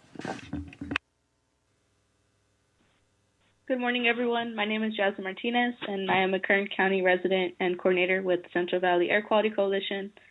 CVAC works to restore clean air to the San Joaquin Valley and support the Community Air Protection Program across the region. This program is a long overdue investment in addressing localized air pollution in some of our most impacted neighborhoods: Arvin Lamont, Stockton, Shafter, and South Central Fresno. The program shifts the dynamics of addressing air pollution by giving community members a seat at the table to provide their expertise on the issues they're living with and the solutions they want to see in their neighborhoods. Recently, district staff have made some important improvements in community engagement, such as involving CSC members in the selection of the facilitation team and by supporting formation of a technical advisory group and community-led subcommittees in Stockton. These opportunities should be available to all AB 617 communities in the Valley. We also thank the board for support last month of the Fresno Community Steering Committee's request to shift funding allocations. However, a transparent, accountable, and participatory process is still needed, particularly when it comes to budgeting. There is more work to be done to ensure transparent and equitable processes are in place, such as training for staff and CSC members on EJ principles, cultural competency, and participatory budgeting. Making air monitoring data available in real time and using the data to send community alerts when pollution levels are unsafe is another area that needs attention. The district must ensure that direct emission reductions from the largest sources of air pollution result from program implementation, including by increasing enforcement and discontinuing exemptions and pay-to-pollute programs. We look forward to continuing our work with coalition partners, community members, your staff, and other stakeholders to directly improve health and quality of life in our environmental justice neighborhoods. Thank you to CVAC's coalition partners across the region actively working to support AB 617 implementation, and to the Air District and staff for your commitment to continual improvement. Thank you. Next is Thomas Menz.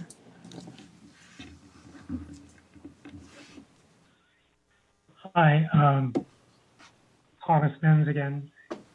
I live somewhat to the east of the 617 area in South Fresno, and I attended quite a few of the meetings in the early part, but then post-COVID, I've tuned in on a few of them. I especially appreciate the existence now of these monitors, and I think what it reveals about the what is really the worst air quality in South Fresno, much worse than other parts of town, I believe. That's my impression. There is a monitor that's been made operational at the Fresno Hamilton site. It's been operational for about a year. The only way I can get data from that site is through Carb's notoriously dilatory, lagging website. And it would be really nice if that monitor, which I guess is outside of the 617 area, probably wasn't introduced into the area under the auspices of the 617, but it would be helpful if you could include that monitor, which is really just outside, just to the east of the 617 area, in the boundary. If you could include that in the 617 data, it would be really helpful to probably to 617 residents on the steering committee and to the public at large. It's been operational for over a year, and I don't understand why it's never been added to the list of RON sites or the 617 sites. I'd really like to see that made available in a more timely way. Thank you. Thank you. Through the chair, I see no additional public comment on this item. Okay. Mr. Chair, board members, just wanted to take a second to respond, and just a reminder that there's no action on this item. It was just a report. First, I want to thank all the public commenters that took the time to be here today and consistently take the time in their evenings and other what's actually sometimes multiple meetings in a month. Just want to appreciate them for their ongoing support and work and brainstorming with our team. Matt, Emma, Madeline, Janet, Manuel, appreciate you weighing in as well. Jasmine, Tom Menz there at the end. It really means a lot to us for you to continue working with our team. I want to thank the staff too, Jessica, who's really been doing a great job in the short time that she's been in that role. But working with there's so many people at the district who in some way touch on the issues that we're trying to address through the 617 program. They all work tirelessly in the evenings and weekends, and just it's something that I spend time with them on brainstorming as they continue this work, and what we hope is come up with replicable work that we can deploy some of these strategies in other communities throughout the valley. That's really the goal, because I think this process of the way the state selects communities and sort of pits at times communities sort of against it's not really the intent, but it's what happens is this ongoing tension around who these next communities are going to be. And so I think everybody is on the same page about how do we learn from this program and actually try to provide some of these same approaches in all impacted communities. So I think that's something that we think quite a bit about.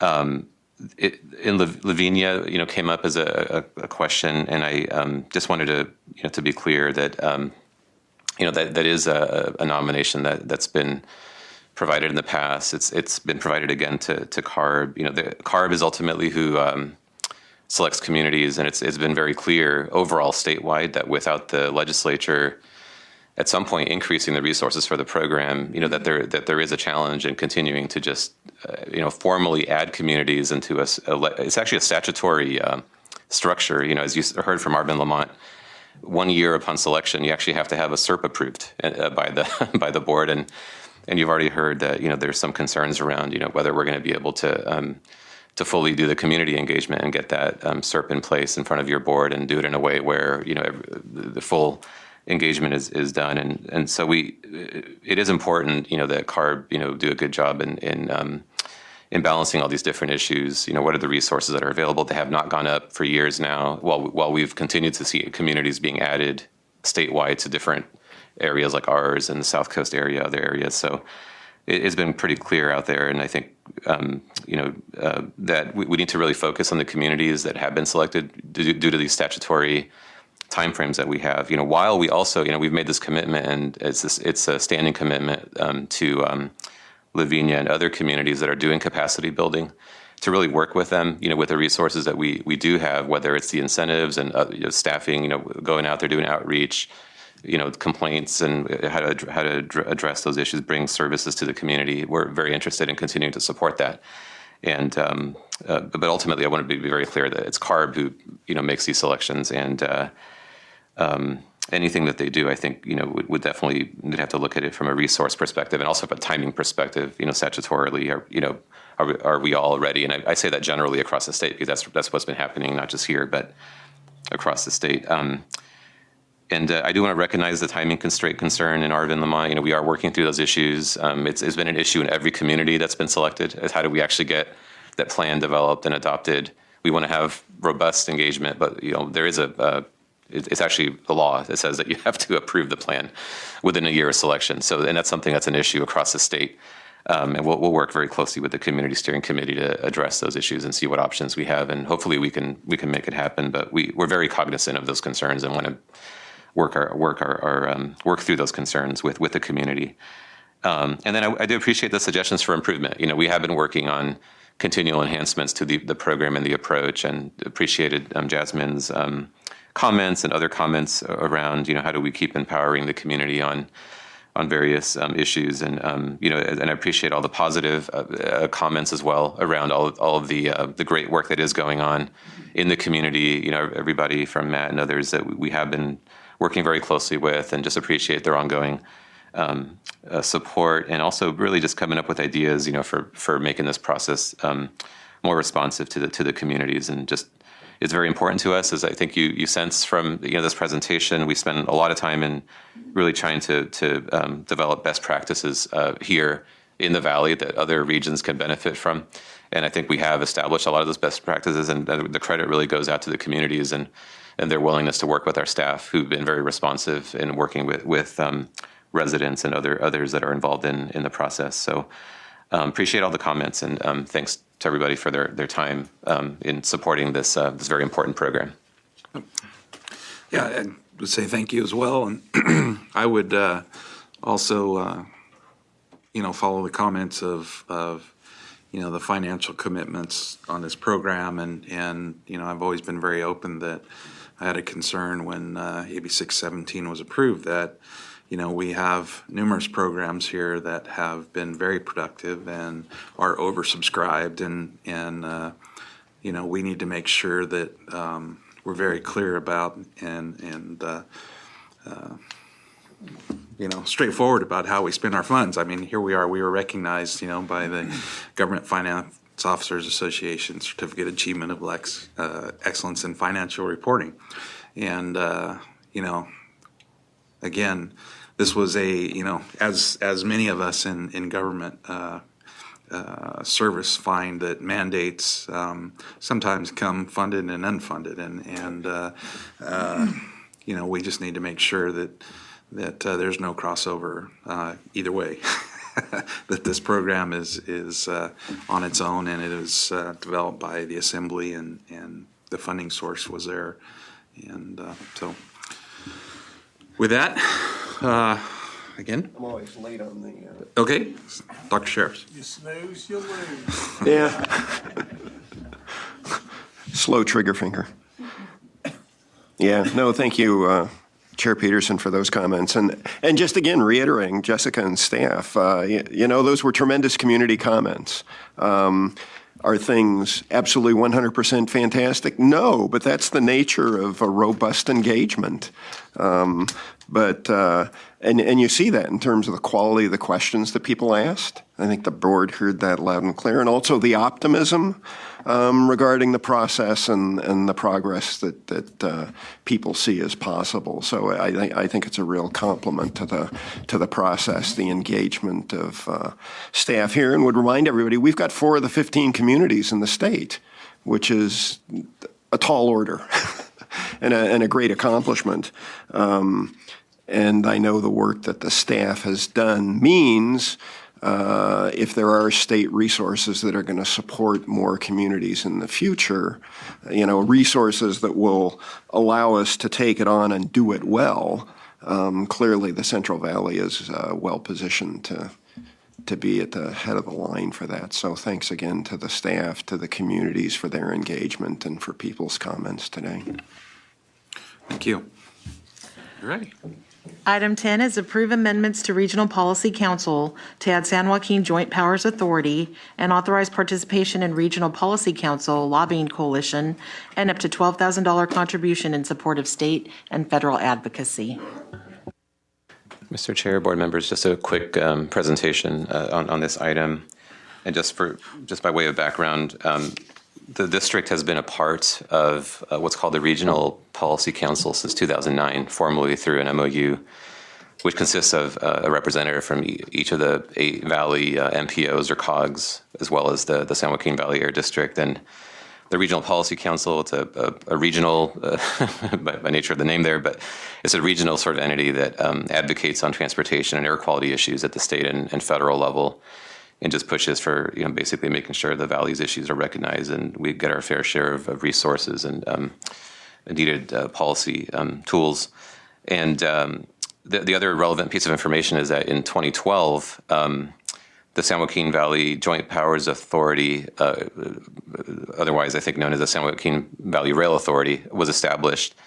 And that was established to take over the administration and management of the existing San Joaquin rail service from the state. So they play a really important role in making sure that we have needed rail and rail-based transit here in the Valley. And they've been an active participant in Regional Policy Council discussions, for a long time. A lot of intersect with what the Rail Authority and the Regional Policy Council work on, just given the obvious sort of transportation nexus there. And in conducting its advocacy activities, the Regional Policy Council basically votes on an agreed-upon list of projects and policies. These are really primarily focused, again, on transportation issues and air quality and rail, related priorities, and seek support for those at the state and federal level. Typically, the Regional Policy Council does advocacy at the state and federal level with an annual advocacy meeting with various agencies to talk about these different priorities. Some of the air quality priorities that we've worked on through that process have been getting our fair share of state and federal clean air funding here directed to the Valley, so things that you're very familiar with, but programs like the State Farmer Program, the Federal Diesel Emission Reduction Act, and targeted airshed grant programs, and even the federal enhanced forest management program funding that your board here has advocated for a long time. So there's been value in participating in this process and making sure the air quality priorities are a big part of those discussions. So one of the things that there's really 2 recommendations that are before you in this item today. One of them is that the San Joaquin Rail Authority, being an active participant in this process, they're still not a formal part of the Regional Policy Council, and so there's a desire amongst the Policy Council members to add the Rail Authority as the 10th member of the Policy Council, and that's unanimous, is my understanding, across all the various Policy Council members. So that's one recommendation before you today, is to update the MOU to basically incorporate them into formally into the Regional Policy Council. And the second recommendation deals with the advocacy that I mentioned. While there's trips that are an advocacy that go on a sort of an ad hoc basis with these various the Sacramento and DC sort of settings, what we found is that over time between these meetings, there's very little, if any, work that goes towards following through on these different opportunities that are discussed, various funding opportunities and other things that come up in those interactions. So the Policy Council's Executive Committee is recommending that the Policy Council members consider contracting with a lobbyist to represent the Policy Council's positions, at the state and federal level. And this would be pending approval by each of the Policy Council members to make this happen. So the recommendation before you today would include a 1/10 contribution towards that ongoing advocacy during the year. It represents $12,000, which is 1/10 of the $120,000 that the Policy Council has has come up with as the amount for this year. It would be an approval, in this case, just for this year. It's a year-to-year contribution, so any further contributions to this would have to come back to the board for approval in future years. So that provides a background on those two recommendations that are part of this, and I'd be happy to take any questions from the board. Okay, very good. Supervisor Chiesa. Not a question, just a vote of confidence on this. I think there's tremendous value. I also want to shout out to Tom Jordan, who has represented the Air District on many of these trips. He does a great job. Our vision is aligned with each of the things that Samira just talked about. On transportation, just about everything we're trying to do has to have greenhouse reductions, whether it's buses, whether it's train connections, ACE, the San Joaquin service. I think because the vision is aligned, it'll be a great value, and I'm very supportive of this. Very good. Thanks. Dr. Sheriffs. Quick on the draw. Great. Thank you. And following up on Supervisor Vito's comment about aligned incentives, if you will. So how do we coordinate this with the advocacy, the lobbying that we already are paying for in Sacramento and Washington? Yeah, so that's a great question. So your board does establish our legislative platform and priorities every year through the platform that's adopted by the board.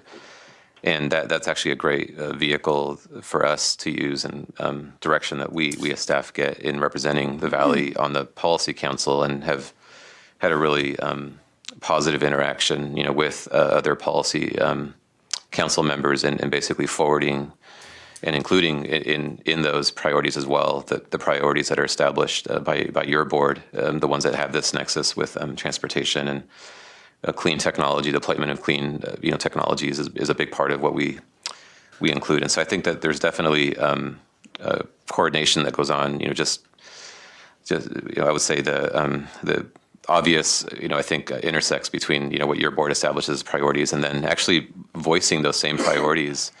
Often in different settings.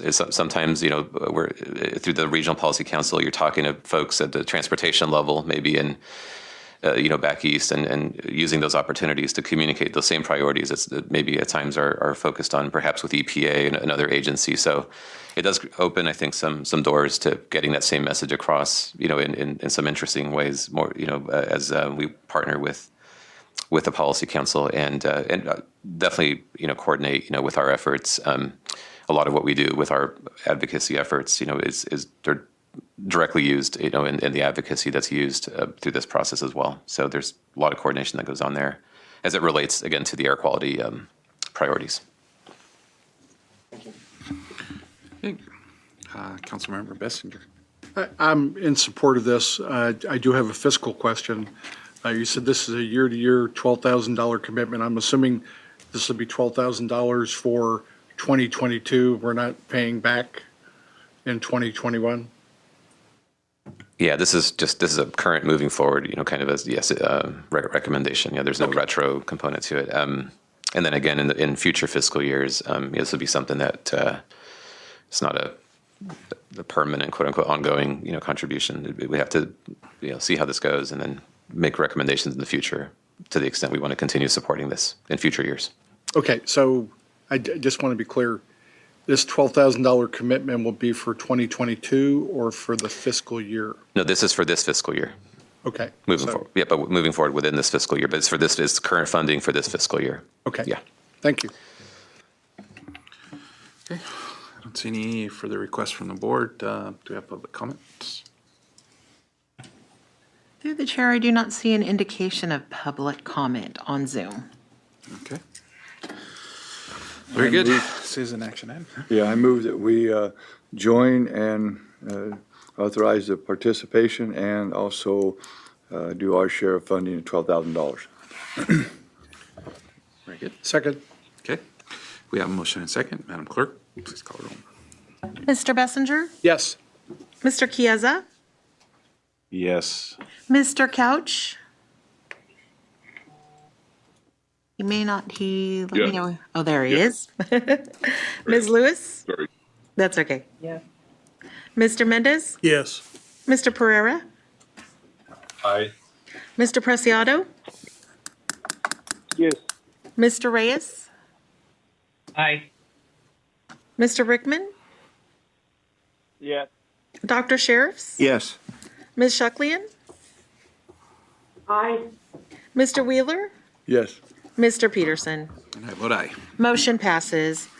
Item number 11 is a verbal report on California Air Resources Board activities. Mr. Chair, board members, Dr. Pacheco-Werner is not here, who normally would give this report, but the item is included in the agenda packet. One of the key items that the Carb board discussed at the last meeting was the mobile source strategy, where we weighed in and provided comments on the need for Carb to continue working with us on helping us find emissions reductions to help us with our clean air and public health goals. So that and a few other items are covered in the agenda. I'd be happy to answer any questions. Item 12 is Executive Director APCO comments. Thank you, Michelle. Just wanted to provide you with just a quick update on coming off of your board's discussion at the last board meeting around some of the major developments that are going on with respect to climate initiatives and some of the big funding opportunities that may be out there to help the Valley continue pursuing innovative measures that help us not only in dealing with the various climate goals, but also with our local clean air issues. There's been a lot of activity since the last board meeting. I'm sure everybody here is aware of the adoption of the Infrastructure Act that does include significant funding for a variety of things that we certainly have a lot of opportunities in our region to potentially take advantage of that funding. So I wanted to highlight that it's something that we're definitely taking a close look at, and that we hope to see investment in the region, through those funds to help us here, and while also addressing, the clear, goals that are outlined there. And I think the other big area of opportunity is the development of the state's budget, which this is a key time right now for the state to develop its budget. There's going to be early in the coming calendar year quite a bit of activity going on and releasing the initial budget, and then there's a lot of work that goes on. But a lot of the work actually starts now in advocating for priorities and communicating needs. So we are working locally to really articulate, what some of these opportunities are. Again, building off the discussion that we had at the last meeting and the legislative platform that your board puts into place. So just wanted to note that there's quite a bit of work going and trying to pursue these different opportunities. And we hope, as you've seen this last year and going into next year, that we see some of that materialize, and we can return to your board with hopefully positive updates on being able to secure, that funding in partnership with our Valley stakeholders. And that concludes my update, Mr. Chair, and happy to take any questions. Very good. Any questions, comments? Item 13 is Governing Board member comments. Again, anyone wish to speak? Supervisor Wheeler? I just wanted to thank everybody, for a great year, and happy Thanksgiving to everybody, and hope you have a great Turkey Day. Spoken like a true turkey. Yeah. Dr. Sheriffs. Thank you. I'm putting on my doctor hat here, and I just want to thank all the staff for their continued work to protect the public in the midst of COVID. The masking, none of us, it's not fun wearing masks, but it absolutely makes a difference. It's absolutely important. Protecting yourselves, protecting your loved ones, protecting the public, and I really think it's key to the public feeling safe. That they see your increasingly expressive eyes, but not the smiles on your faces. So thank you for doing that, because it is important. The public really does, I believe, feel cared about when they see that. They're not wondering. Thank you. Thank you. Mayor Pro Tem Lewis. Thank you, Mr. Chairman. I just wanted to give a shout out and a thank you to Jamie Holt for her excellent presentation at the said City Council meeting this past Monday on issues around the incentives that this board has to offer to residents, to other government agencies and private companies. It's my mission to work with her, and I've agreed to go with her to the various city council meetings to just help promote this and help facilitate this and get the information out to the cities within the county of Merced. So to Samir and the rest of the staff, thank you for allowing her to do this, and I would like to wish you all a happy Thanksgiving. Thank you. Through the chair, I see no additional board comments. Item 14 is closed session. Thank you. We have one closed session item for us today. A potential case, Comité de Progreso de Lamont versus US EPA, Northern District of California in United States District Court. And we do need to see if there's any public comment on this item before we go into closed session. 1 second. Through the chair, I see no public comment on this item. Okay, thank you. We will move into closed session then. Okay, and to the board members, we'll need about 5 minutes to connect, so if you can give us a little 5-minute break. We're going to do it in here. Yes, we'll stay in the room. And it looks like Mayor Preciado has a question. Yes, there should be a link on your calendar invite that I sent this morning. There should be 2 links, one for the open session and one for the closed. Mayor Preciado, did you have a question? I had a closing comment. If I can you hear me now better? We can't hear you, sir. We can't hear you. Okay, I also like to thank staff and all the efforts by the community, farmers and business people helping us to reduce pollution in Central Valley. But as we all know, we still have challenges in different regions of the Central Valley. So, for instance, as you all know, there was a fire at a compost facility at the southwest side of the Central Valley, and that smoke after that fire continued for several weeks. And to me, it is important to reduce pollution, in any way we can. And I believe that working together and help pollution is a goal.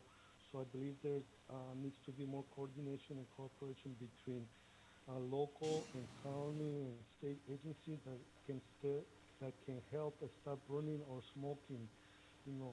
Helping providing equipment or any management recommendations. As we all know, we have CAL FIRE who do have the equipment and expertise to give recommendations, and maybe somehow get the help that some facilities may need to stop the smoking, so it doesn't prolong for 2, 3, 4 weeks. So just to set on the table, and maybe it will be a conversation for the future. Thank you. Thank you, Councilmember Preciado. We really need to work on your communication. It's important that we hear your comments as well, and we're really having trouble hearing the volume on your side and the clarity of your comments. So hopefully we can work on that prior to the next meeting, and because it's important that we hear your comments as well as everyone else, and try to fix that on both ends. So, all right, with that, I think that's all for board member comments. So we will move to closed session. Thank you all for joining us today, and see you next month. Thank you.